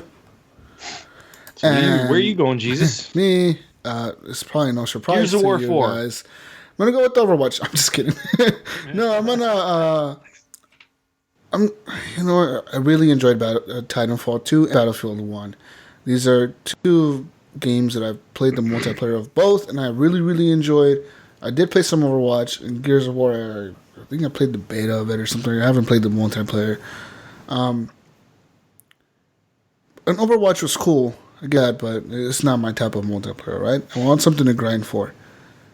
Battlefield gives me that. Battlefield gives me the big open battles, the fucking do whatever you want. You can camp over here and be a sniper all day, or be in there in the trenches shooting people. And I'm gonna give it to Battlefield. Honestly, I'm just gonna give it to Battlefield. All right. So Overwatch is off the list. Titanfall, Battlefield, and Gears of War, guys. If we go by votes, Titanfall. Do we really? Yeah. won. Do we really need to do anything we don't else? need to know. Titanfall kind of wins. Titanfall just won by default because of all the votes. Titanfall is a good game. It's one best multiplayers of the year, and it's our best multiplayer of the year, guys. As long as you don't let HGP's best multiplayer, Titanfall 2. Yeah. What are you gonna say, Wee Man? I was going to say, as long as the Russians don't get in and hack it, they might change it to Overwatch. So the next category is the one that was just added right now. Best co-op game, guys. Here we go. Best co-op game. So for this list, we have The Division, Dead Rising 4, Watch Dogs 2, and Gears of War 4. You think you could add Forza in there? As a co-op? Yeah. No, the co-op wasn't that great in Forza, though. Okay, no. I don't know. Wing, did you play a lot of the co-op in Forza? I know you played a lot of Forza, right? Yeah, I never really enjoyed the co-op in that. To me, it's because you're driving. It's not really. I don't know. You never really feels like you're working together to do anything. You're just competing against each other. I think of more of like, that was okay, just a question. Yeah, no, it did happen. No, but I would see it more as a multiplayer game because it's co-op. an open world. Other people join your game. Yeah, but you know what? Other people join your game, but it's like, I don't know. You gotta find each other, and you can just drive around separately and do your own thing if you wanted to. It doesn't really matter. You know what I mean? I was just trying to think of some to add to the list. Yeah. Yeah, So- we're kind of out of all these games, I'm not sure Watch Dogs 2 really can stack up against the Division or the Rising 4 or Gears of War. For the fact that Watch Dogs 2 has... Oh, here we go. The fact that Watch Dogs 2 has co-op is cool because I've played it, all right? And it's very, very seamless. For example, the other day Wing's ready to fight. I was on top of a Throw building. down, man. No, hold on. I'm on your side right now, Wingman. I was on top of a building trying to hack a little hack point, and I was like, okay, I'm up there just hanging out, and I'm doing my little super Batman vision type stuff, where I'm looking at how to hack this thing. And out of nowhere, I hear woo, fucking cops hauling ass, and I turn around and I look down at the street. There's 5 cop cars chasing one car, and then I see 3 cars fly behind the cop cars. And I'm like, what the hell is going on? And I jump down from the top of the roof, and I get into a car, and I start following them, and it says, you've now joined a co-op mission with blah, blah, blah. Try to get the bad guys. And I'm like, okay. And obviously one of them killed the bad guys or something. And it says, oh, congratulations, co-op mission completed, blah, blah, blah. Do you want to co-op with this person? And you just press right on the D-pad or something like that, or X or something like that. And then you're in the game with that person. You're in the game with them. If they accept your co-op invite or whatever. Very seamless. But I haven't played much of it. And I'm not sure that it would add to my experience in Watch Dogs. I don't know what can you do in co-op. I know Wingman are you, so... Oh, I can answer that. Go ahead, Wingman. All right.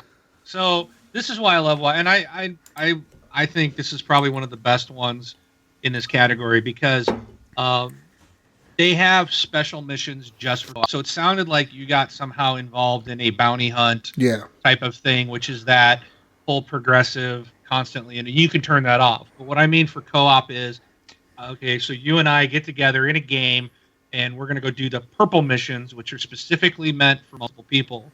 It's strictly co-op. And I did this with another guy where we had to go up into the top of this building and hack in and steal something. And there's just a ton of bad guys there at this headquarters. So my partner stayed outside the fence, just outside a line of sight, hidden, and he was using the drone. And he was flying the drone around, spotting people for me, telling me where they were, and I went into the field or over the fence into the building, and I started systematically taking guys out one at a time. And it was great because as I'm doing fighting a dude or about to pop a guy around the corner, my co-op partner's like, you got a guy coming up behind you, So as soon as I took that guy out, I was able to turn around and boom, pop that guy. And it was so cool to have someone when you're doing it properly, to have someone have your back. And we ended up completing it. And it took us a few times because there were just so many guys, but it was so much fun. When we were done, you're just like, whoa, we did it. We pulled it off. That was awesome. And then at another time, I think I was playing with Braun actually. And we went into this area together and I started shooting guys. And it was just all the enemies came at me. So my co-op partner just went in and grabbed whatever he had to and walked out of the area. No one shot at him. No one, because I had created such a big distraction that all the bad guys were coming at me. And then once he got out, then I just hightailed it out of the area and then we completed the mission. So it was so many different ways. And you guys can both go guns a-blazing, or there's just so much opportunity to work on the missions together. And it's just so much fun. It sounds a lot to me like Splinter Cell or something like that, like a co-op like that, where one person's calling out the things and the other person's kind of playing the game or something like that. You switch back and forth. Yeah. That sounds cool, actually. Now, you know what? I need to try that now. We need to do. Let me know, man. I will jump in. It's so fun. And like Gears of War 4, I really like Horde mode. And I think what's neat, if you get 5 people together and they play as each is a different class. Yep. I think it's really cool because that's what it takes to really beat that, to get the 50 waves and stuff. You've got to play to your class, and you let the guy that's the scout, you let him get all the cash and get his bonuses because it gives the team more money. And like, I like to play as an engineer, even though I don't shoot a lot of enemies, I'm healing up the turrets for the guys, and I'm building turrets because I can build them at a cheaper cost than anyone else doing it. So, you'll go in and get your group, and no one builds anything other than the engineer.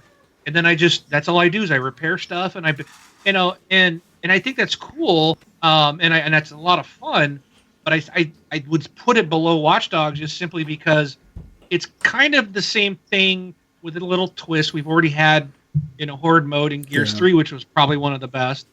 But the Watch Dogs 2 co-op was just so much fun. And again, the Division, you go in with a group of guys, you take out some of these missions in the campaign. It is a campaign, but you're co-oping with your friends to help you through. And it's so much fun to play the Division with 3 of your friends and tackling on these missions or taking on some of the, what do they call those things?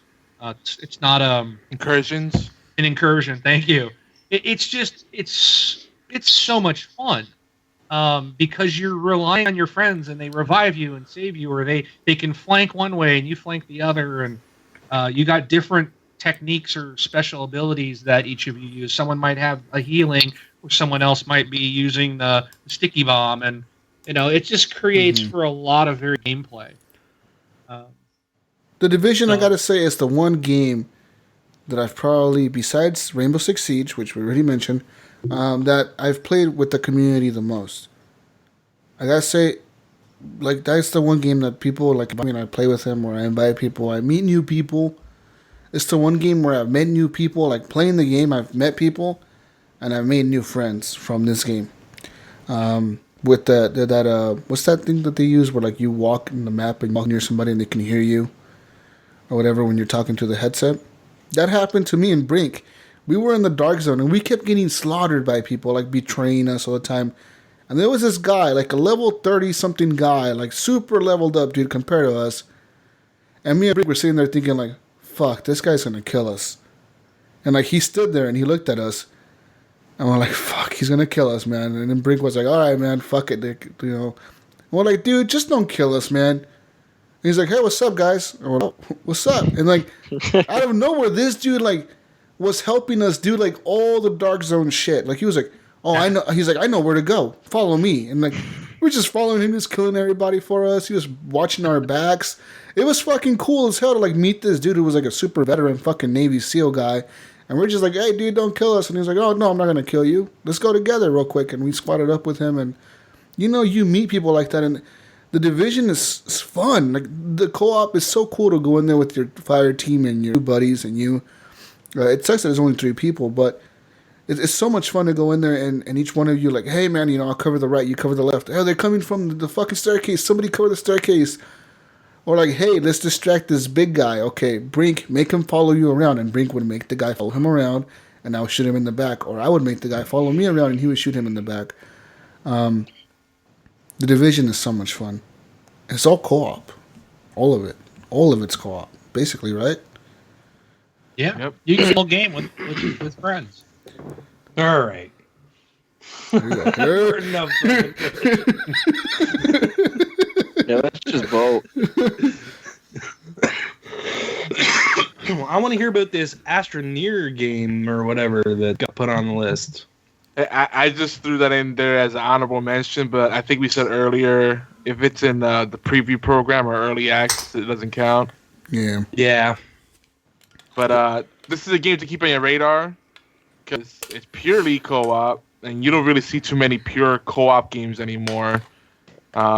This game is kind of up there with like a Rust or Don't Starve or Minecraft, where you're just collecting resources and just trying to survive harsh environments. In fact, I would say it does all the things that No Man's Sky promised to do, but in a better, cheaper package. I've seen this on Xbox Preview Store. Yeah. Oh, it is on preview? I'll have to it's check on that preview, out. Yeah. Yeah, you get to visit check different that out. planets, those stuff, play with other players. Like, you actually have a 100% chance of running into other players. Not like No Man's Sky. Sounds the opposite of from what another game said. Okay, but it's not on the list, right? So let's Yeah. do a vote. We got 4 games here. Let's vote. Wingman, what do you say? I know what you're gonna say. The Division. All right, Division. Okay, Eric, what do you say? Gears of War. Gears. Sorry, I'm getting tired. Gears of War. Jesus, what do you say? The Division. Oh God. Yogi. The Division, but honorable mention to Dead Rising 4. That game, people have been slamming it, saying it's the worst Dead Rising game ever. But I like that the multiplayer experience, it's a separate thing, and I enjoy it quite a bit. I want to play it some more. Like, kind of now. I don't know how it could be. I don't know how it can be the worst one. I mean, the whole objective is just to go in there and slaughter zombies, right? Yeah. Isn't that what the first one was and the second one? Surviving the first one. Yeah. The hardcore Dead Rising fans have slammed this game. Oh, yeah. I don't get it. Because they like the timer. Yeah. They're weirdo. I hated the I time. hate the timer same too. here. I hated the timer. All right, so your Division. Yep. All right, well, Take the Division. you're gonna laugh then, because Oh my gosh. I'm actually gonna pick the Division, and here's why. The only time I had a good time in that game was when I was playing co-op, and when I was playing co-op, I did have a lot of fun. The game was definitely better. When I played it single player, I hated it. I didn't like it at all. I was just like, this is garbage. I don't want to play it. And then I joined with Jesus and Brink, I think we were playing one night. Yeah. That was the night when that little kid, we met up with that little kid and we laughed our asses off forever. But yeah, so sure. Because I didn't really play Watch Dogs 2 co-op. I did one little co-op mission, but I didn't know what the hell I was doing, and I got killed by 2 other guys. Dead Rising 4, just so that I'm not giving it to the Division. I want to be different. I'll go with Dead Rising 4. Right. I'll go with Dead Rising 4. I changed my mind. Last second. Oh God. Gave this long spiel about the Division. No, like, and then last second. nothing about Dead Rising 4. He's like, you know what? I just want to be different. No. Because I started thinking about. The same thing happened in Dead Rising 4, where like co-op was fun. You know, mind you, I love that campaign. I played through it by myself. Obviously, can't play it any other way. But unfortunately, and I enjoyed it. And then I played some co-op, and I liked it. So yeah, Dead Rising 4 is where it goes. Yeah. Huh? So unfortunately, the Division wins. Best co-op game. The Division. We got a new category, guys. Best These color. categories keep popping up. Best color technology. Best color technology. Doom. Best color Best color technology. palette. Never gonna end. No, guys, that is it for the categories. So, real quick, worst game was No Man's Sky. Best indie was Firewatch. Best soundtrack was Doom. Best visuals, Uncharted 4. Best multiplayer, Titanfall 2. Best co-op game, The Division. And, yeah, that's it. But, guys, we put this to a vote. We made a poll in the Horrible Gamers Facebook group. What is going on here? And we asked the community to vote in the poll who like the best game, what game they thought was the best out of the year. And Battlefield 1 won that vote. I think they had like 19 votes or 18 votes, something like that. It blew everything else out of the water. Yeah, everything else. I think second place. What the hell was second place? I don't even remember. Here, I'll look. I have it right here. Second place was. Gosh dang it. Titanfall 2. Titanfall 2? Oh man, that's. Yep, and then Gears of War 4 was third. All right. So we got Battlefield. Oh, actually, it was a tie for third with Forza Horizon. Oh, there you go. No, and Doom. There's a 3-way tie for third. Third place. Yep, with Gears of War 4, Forza Horizon 3, and Doom. Awesome. So thanks everyone for voting. Definitely. And guys, we've decided to get on here and do our personal top 5 of the year. So I'm gonna have. How do we want to do this, guys? Let's just go. Just go what's right my down number the list. 5? We'll go around. All right. So number 5 for each one of us. Ryan, what's your number 5? Actually, I'm going to change my list. Actually, I'm changing my list right now too.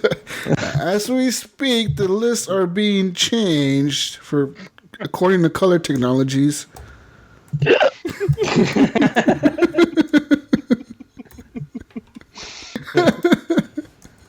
Oh, this is good. I see that the first 3 lists. I see 3 of you changing your list. I'm changing it up and down to which one was my number 1. Well, I totally forgot the Division came out.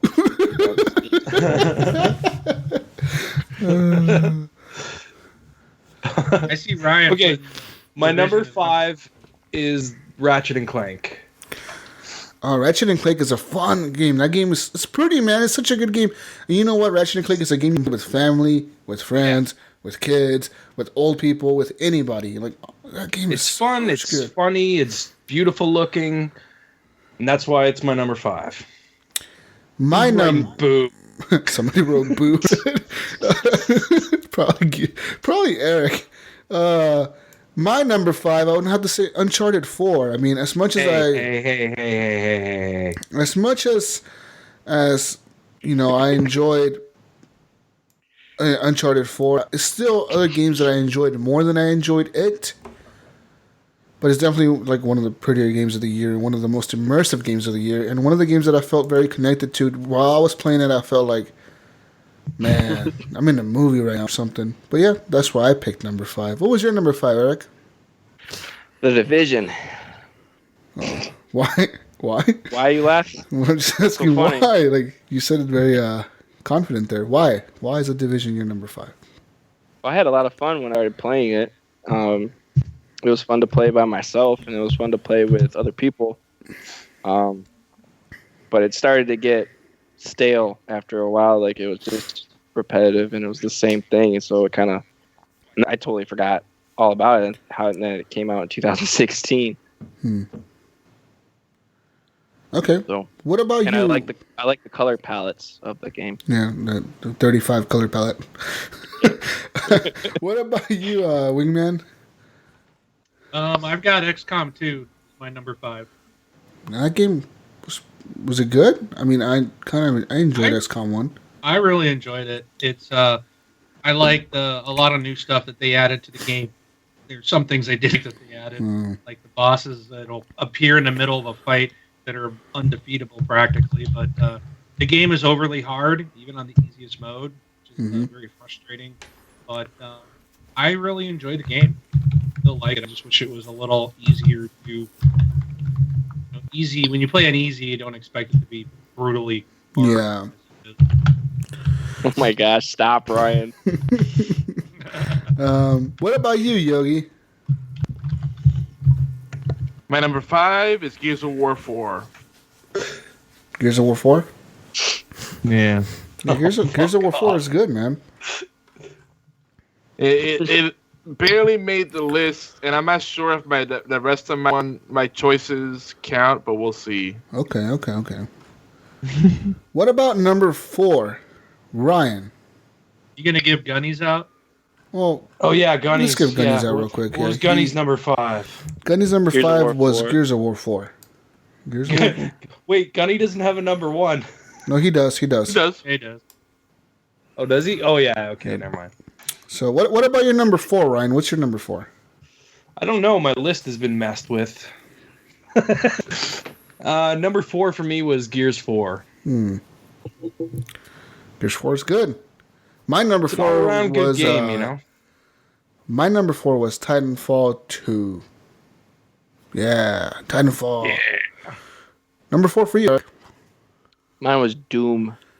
Doom. What about you, Wingman? Gears of War 4. Good game, good game. And you, Yogi? The Division. Interesting. I almost wanted to move further up, but Okay. I'll be nice. Okay. And Gunny's number 4 was Titanfall 2. All right. Okay. What about your number 3, Ryan? Number 3 for me is Uncharted. Fuck off, Eric. It's not me, I swear. Number 3 for me was Uncharted 4. My number 3 was Hitman. Hitman was one of my favorite games of the year, just for the fact that I fucking enjoyed playing it so much. The different stealth and action and strategies to the game, to each map, learning them, mastering them, unlocking different abilities once you do beat the map, like different ways to start the match every time you play it. And also the coolest thing about this game was the elusive targets. The elusive targets, you can only play those missions once. You failed that mission, you can never play it again, ever. Like, it bans you from the mission. So you have one shot to kill a target, you know? And if you're able to pull it off, it's so satisfying because you know you're one of the people in the world that was able to pull off this mission. And if you fail, you just failed. They won't even let you restart the mission. If you get spotted, if the target escapes, if you die, you just fail. And it's like, okay, you failed. This is how far you got in the leaderboard. Look at the rest of the world. So there was, like, the first time I did one of those, I failed miserably. I got killed. I got spotted because I got too impatient. But after learning my lesson in that one, I enjoyed playing those whenever they come out. They come out randomly, like every week or two. They release one. And sometimes they're actually based on famous people. So they have, like, different actors or different singers or artists or whatever, like, be in the game. And they'll be like, oh, this week you have to kill this person, blah, blah, blah. But yeah, my number 3 was Hitman. What about you, Eric? Mine was the Skyrim remaster. Damn. Forget that game came out. It was a nice nostalgia trip. Yeah, it was. Yeah, I remember modding my game. That was my most memorable. I haven't done the mods yet. I want to. Modding my game and breaking it. What about you, Wingman? Titanfall 2. Yeah, Titanfall. And Yogi? All right, so this is where I have a split. I don't know which one is allowed here.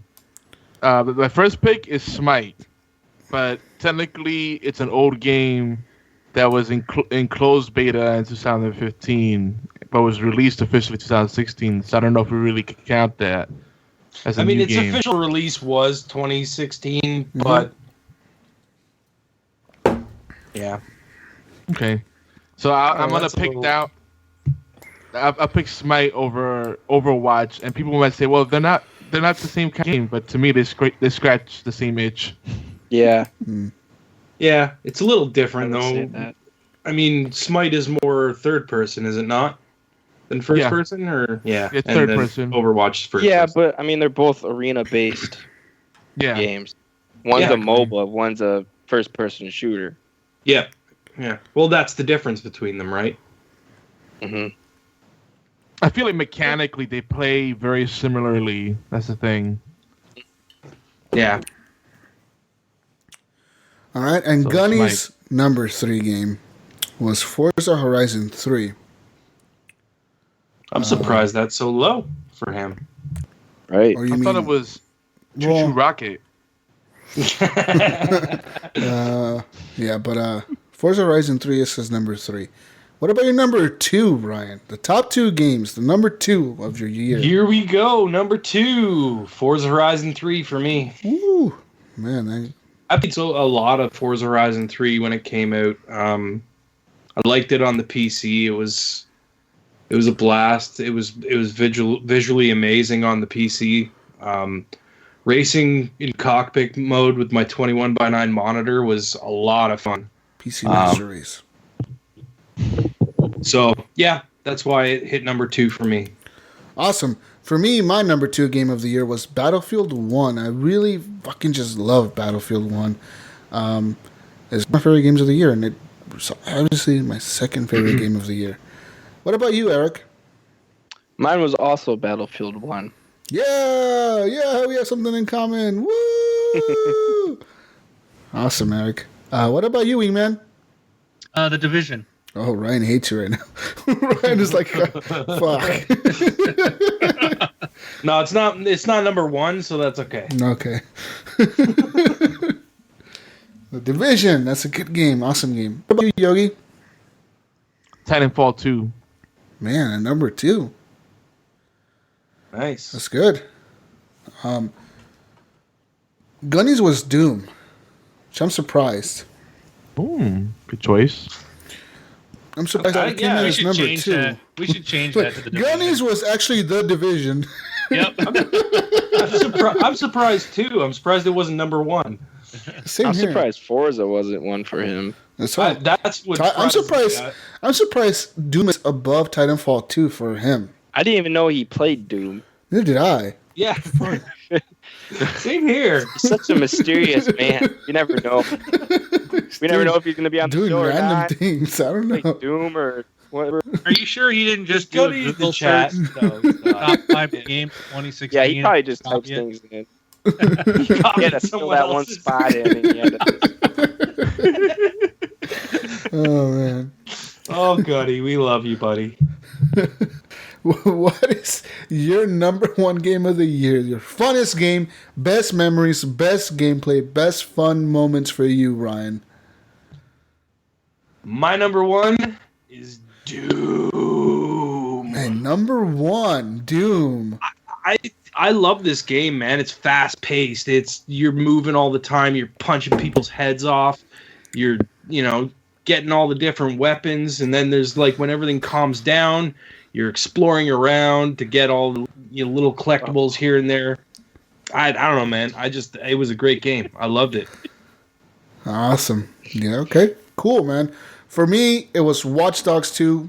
Like I said before, the city is amazing. The game is amazing. The fucking characters are awesome. I feel like I'm really in fucking San Francisco when I'm playing this game. I feel like I'm fucking part of Anonymous or some shit playing this game. It's so fucking cool, man. It's just so cool hacking things and just all the stuff they have in this game.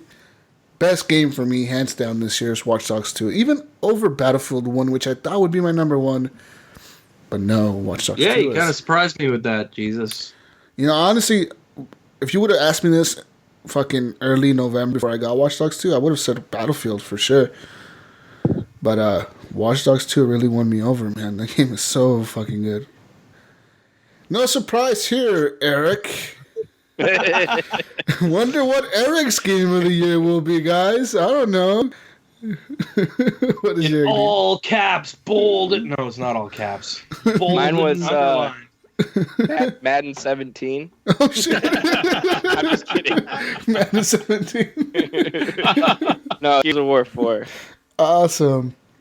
Yeah, Gears of War 4 is a good game, man, and I'm glad you really like it that much. Dude, I love that game. It's so satisfying getting headshots and seeing blood splatter and chainsawing people and getting off sweet no scopes. You are one of the few people that I know that are such a diehard Gears of War fan. You and Gabe are probably like the only 2 people that I know that are like diehard fans. Like Normie. Yeah, but Normie, even Eric and Gabe are still like fucking hardcore, more hardcore than Normie, I think, at being fans of Gears of War. I'm surprised it has such a big fan base. It's crazy. Yeah. Yeah, dog. Yeah. My best friend right now, Wingman. What was your number one game of the year? Watch Dogs 2. Yeah, dude, Watch Dogs 2, such a good game. Come on. Yeah, so good, so good. Fantastic. What about you, Yogi? Rainbow Six Siege. I mean, Doom. Don't forget me, Rainbow Six Siege. If Rainbow Six Siege, I gotta say, if Rainbow Six Siege would have released in 2016, and I could put it on the list, Oh yeah, I would have put it on the list too. it would be like number 2 or number 2 on my list probably. It would be number 2 for me as well. It would be above Battlefield. That's how much fun I've had with Siege this year. And think about it too. Most online communities decline after time. This community keeps getting bigger and better. Yeah. Mm-hmm. I know how you can get it in this year for you, Jesus. Let's get a new category. Best DLC. Best DLC, new category, guys. There you go, Rainbow Six Siege. Rainbow Six Siege wins. We didn't even have to discuss. Rainbow Six Siege Of won. course, we could Best talk about the DLC. Division's DLC. Survival. No, we can't. We're not I don't think anyone plays that. Oh, Survival is man. really good. It's really good. And Gunny's number one game of the year was Battlefield 1. He said, amazing multiplayer. Hands down the best I've played since Battlefield Bad Company 2. Gunny also said, notable mentions, reason, not enough time in these games. So it means he hasn't played them enough. But he really likes Dishonored 2 and Watch Dogs 2. Good stuff. I would say, I like Dishonored 2, but it could not make my top 5 list. No, not compared to Uncharted 4, Titanfall, Hitman, Battlefield, Watch Dogs. No way, dude. Rainbow Six Siege could. That game could. But yeah, guys, that's all we have for you. And a little bit of news here. Last minute news.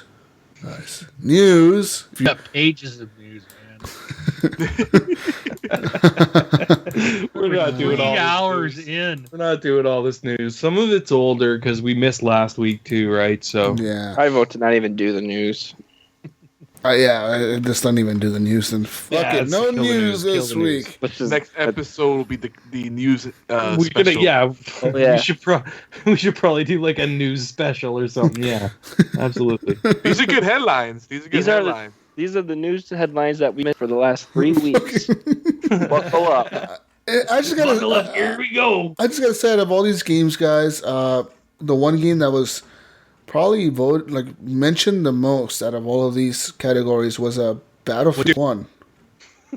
Battlefield 1 was named in a lot of these categories, except for Worst Game and Best Indie. It was named for Best Soundtrack, Best Visuals, Best Multiplayer, Best Color Technology. I'm just saying. Best game with farm animals. By the way, I would say Watch Dogs 2 wins Best Color Stardew Valley. Technology. Best Color Technology, Watch Dogs 2. I'm just gonna say that, guys. I don't know about you guys. Anyways, Dead Rising 4 could win that. could it? What was the category? Best Color? Best technology. Color Technology. Oh, what? Best Color Technology. Color technology? Well, Doom wins that. How the fuck does Doom win that? 4 different shades of red. Yeah, exactly. You see all the different shades of red they put in there? Let's kill this so we can play some Siege. Oh, man. Anyways, guys, let's do the outros real quick. Let's get this done. It's been a 3-hour show. If you're still listening by now, A 3-hour show. you are a dedicated 3 listener. You deserve an award. You deserve Best Listener of the Year award from Horrible Gamers. If you're still listening right now. Anyways, like I said before, join our Facebook group over at Horrible Gamers Community on Facebook. Just search it. It is a closed group, so that means anything you share with us in the group is a secret between us and the group. What happens in the Horrible Gamers Community stays in the Horrible Gamers Community. That's what I say. Guys, also find our Facebook page, Horrible Gamers podcast. That is a page. You like it. That's where you can basically see us go live. But we do post it in the group as well. And we do have a community on Xbox. It's Horrible Gamers Podcast. A lot of people joining that. Yeah, I'm surprised. I don't know. Maybe people don't have Facebook or something. I don't know. We need to get more active in there, I think. We do. I don't know. I think Wing, do you guys use yours? Yeah, we do. Yeah. But it's... I think it'll die off. Yeah, I think it's kind of hidden, and I never think to go into it. You know? Yeah, me neither. I'm on Facebook. I'm in our Facebook group all the time, so... it's easy to get on Facebook. It's easy. Like on Facebook, you just get notified when somebody posts something or something. You know, like it's hard to do that with an Xbox.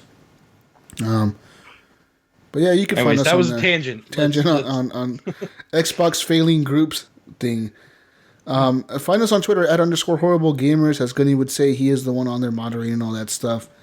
And if you want to just email us, go ahead and email us at feedback@horriblegamers.com. Or, just email us there and you'll be able to reach us. And that's it. Where can we find you guys? Let's start off with our special guest from this Xbox Live podcast. One of my favorite podcasts, honestly. That's not a lie. One of the first podcasts I ever listened to, actually. Honest to God, that is like, if I could think of the first podcast I've ever listened to, probably this Xbox Live was the first podcast I've ever listened to. Probably.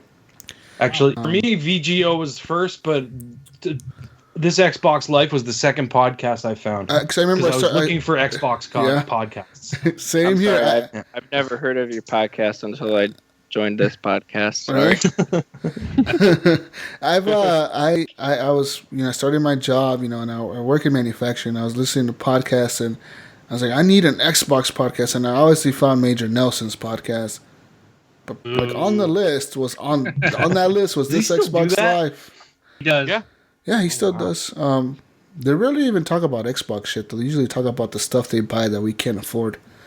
Like an ice machine, dog, fucking smart home fucking technology that they buy all the time. You love that smart home technology. Yeah. But this Xbox Live is one of my favorite podcasts, guys. And if you like Xbox stuff and you're just an Xbox fanboy, basically, go ahead and listen to their podcast, this Xbox Live. You can find it everywhere. Even if you're not. It's still a good podcast. But let's be honest here. Right? This Xbox Live is a little biased on the Sony hate. No, we're not. We throw some in just for fun. But yeah, we the three of us are, we're all our console of choice, and but we on occasion will try to rip on Sony a little bit, but it's all in good-natured fun. We kind of like we're not fanboys, because the one thing I really like about our show is that, and people get mad at us for it, we will rip Microsoft and the Xbox up and down if there's something we don't like. We don't drink the Kool-Aid. We're fans of it. We love the console. We love the platform. If something doesn't work, we're going to scream the loudest about it. So if you can't take that, then don't bother listening. But for the most, I've seen those reviews or those comments before. I thought you guys were an Xbox podcast. Why are you guys ripping on Phil Spencer talking about Xbox and blah blah blah all this stuff? I see it all the time on your group. It's just we don't go out to find something to complain about, but when there's something to complain about, we're going to bring it up. So, but that's as you should about the platform. So we don't get paid. We don't get paid to anybody. It's a passion, a hobby of ours, and we're just spouting off because we can. So, but yeah, you can find me over at thisxboxlife.com. Our podcast is in the iTunes store and all that. So we have Twitter, Facebook. You're welcome to join. And appreciate you guys having me on the show. Ryan, I hope you don't hate me. All good. I don't hate you, Wingman. I love you. I played Doom. I played it all the way through. It was not a bad game. It only has 5 colors. Let's be honest. Don't worry, Wing. I only hate Eric. He's the only one I hate. We all hate him. And I got to say real quick, I was dying laughing. I think it was a couple weeks ago. Eric, when you kept testing your internet speed and it kept dropping every time, I was sitting here almost crying That was Yeah. hysterical. Well, it's really bad because I can't even stream on Twitch. I tried that yesterday. We were playing Siege and Battlefield, and Yeah. like, hey, let's stream. And Gunny was like, I'm streaming. I'm like, I'm streaming. And Eric's like, I can't stream. We need to start a GoFundMe so Eric can raise money to get a good ISP. We don't even know how he's Comcast. still in here. We just We we don't don't know. We don't know how we can even see him right now. I don't. It's crazy. It's all crap. Yeah. But yeah, this Xbox Live, we love you guys. Honestly, and Brun was my first friend from this Xbox Live. I remember him doing a show saying that he cleared a bunch of his lists. I'm moving you, man. He was like, I cleared a bunch of my friends' list, and I added him, and like he was a super cool guy, playing Battlefield all the time. Cool stuff. And now Yogi from Geeky Antics and all his stuff. You do a bunch of stuff, don't you, Yogi? Yeah, I do a ton of podcasts, but the main one is HorsePLAY Live, which is we like to call it a community show. We have people call in from the audience. We have guests all the time. Mm-hmm. That's the ideal thing. But usually it's me and Obi and some rotating hosts have, and we talk about all things geeky. We do tend to focus a lot on video games, but we do some tabletop gaming, some retro stuff. We always end up talking about food, and we go off on some ridiculous tangents. So. It's a hot mess. Come join us on that. It's insane. But I'm YogiZilla everywhere. Xbox Live, Steam, Twitter. Pretty easy to stalk. So come find Perfect. me. Send me some fruit baskets, used underwear, whatever. I'll send you a fruit basket. All right.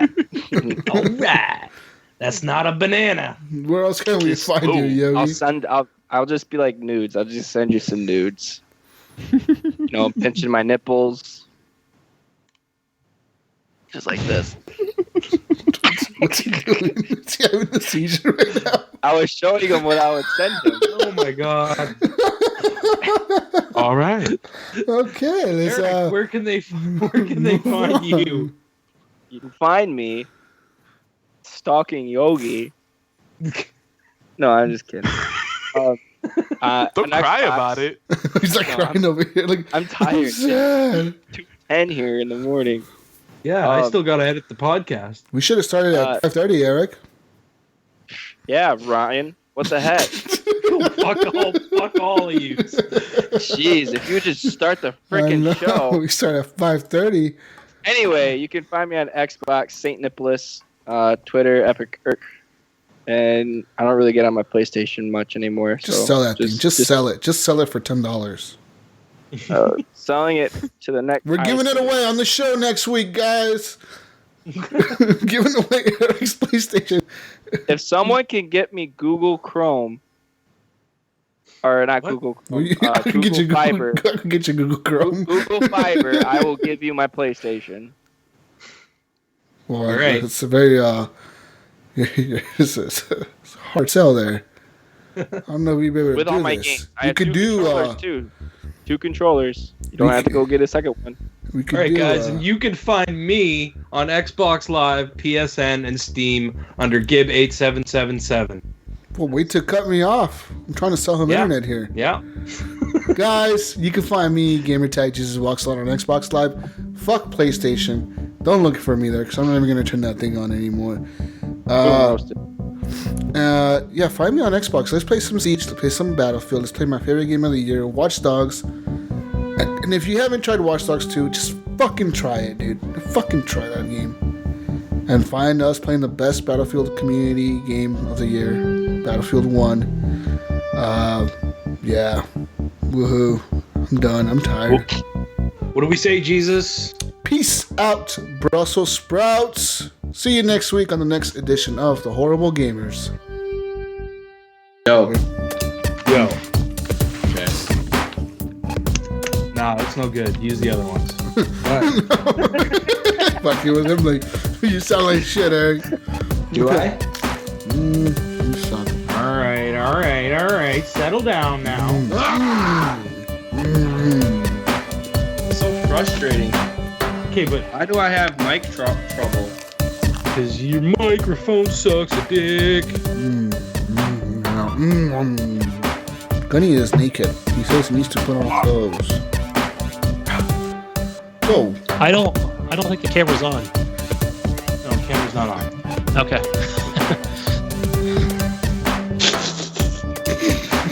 Whoop your ass. Oh, Gunny, what is that? The camera is on. Oh, wait. You didn't tell us your wife was naked. Yo, where's Gunny? I thought he said he'll be back before 7:30. It's 7:30. Yeah, well, that fuck nuts isn't back yet. He's fired. He's fired. He's going to the wall. Yeah. No, He's I'm going serious. to the wall. Fired. I'm sending him to the wall. This is his 4th week that he's missed the show. Shit, I haven't even noticed. Fuck. As long as everybody's clothed. I was hearing you talk about Gunny being naked. Yeah. Maybe I don't want to get on. Why don't we all just get naked? Okay. Calm down, Eric. We're not there yet, buddy. It's too early in the show. Oh my god, I gotta go. Did not sign up.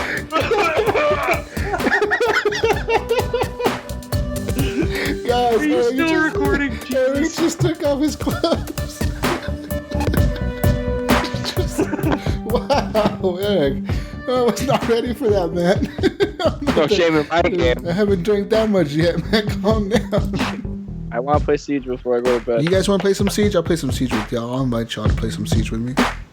Oh, you're gonna play the Division. Shit. Shut up. It's true that all Canadians are potheads. Yeah, pretty much. Not all of them. You see that picture I shared a while What's the back? percentage of I don't know, Canadians that smoke pot? 95%. Not that I think it's more than that. 96%. 30 year 100% of Canadians that I know personally smoke weed. So, for me right now, it's at 100%. I think it's a good 70-80%. That's why we're so peaceful, man. Yeah, pretty Yeah, that's why you always love everything. Oh, it's so great. Yeah, that's so great. Yeah.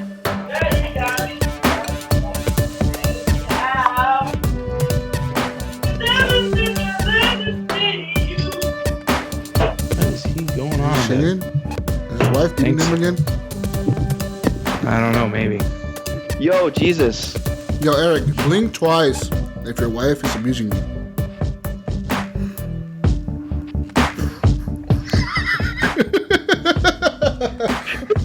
She makes me every day. It's getting hot in here, so let's do a podcast. It is getting so hot, we're gonna do a podcast. Yeah. 30 hours later, we're live, people. We're supposed to start the show at 5:30. It's now 8 o'clock. 8 o'clock. Oh, Jesus. We were like, oh, it's going to be a long show, guys. We should start early at 5:30. Yeah. And it's 8 o'clock now. Nightfall, Charted, Hitman, Battlefield, Watch Dogs. Charted, Gears of War, Ratchet Clank. It doesn't work. Doesn't work. Did you see my list, Ryan? Yeah, I see See what it. number 5 is? Stupid. I do. Stupid list. It's a stupid list. I'm going to delete all of it right now. I see it. You're fired. Nigga.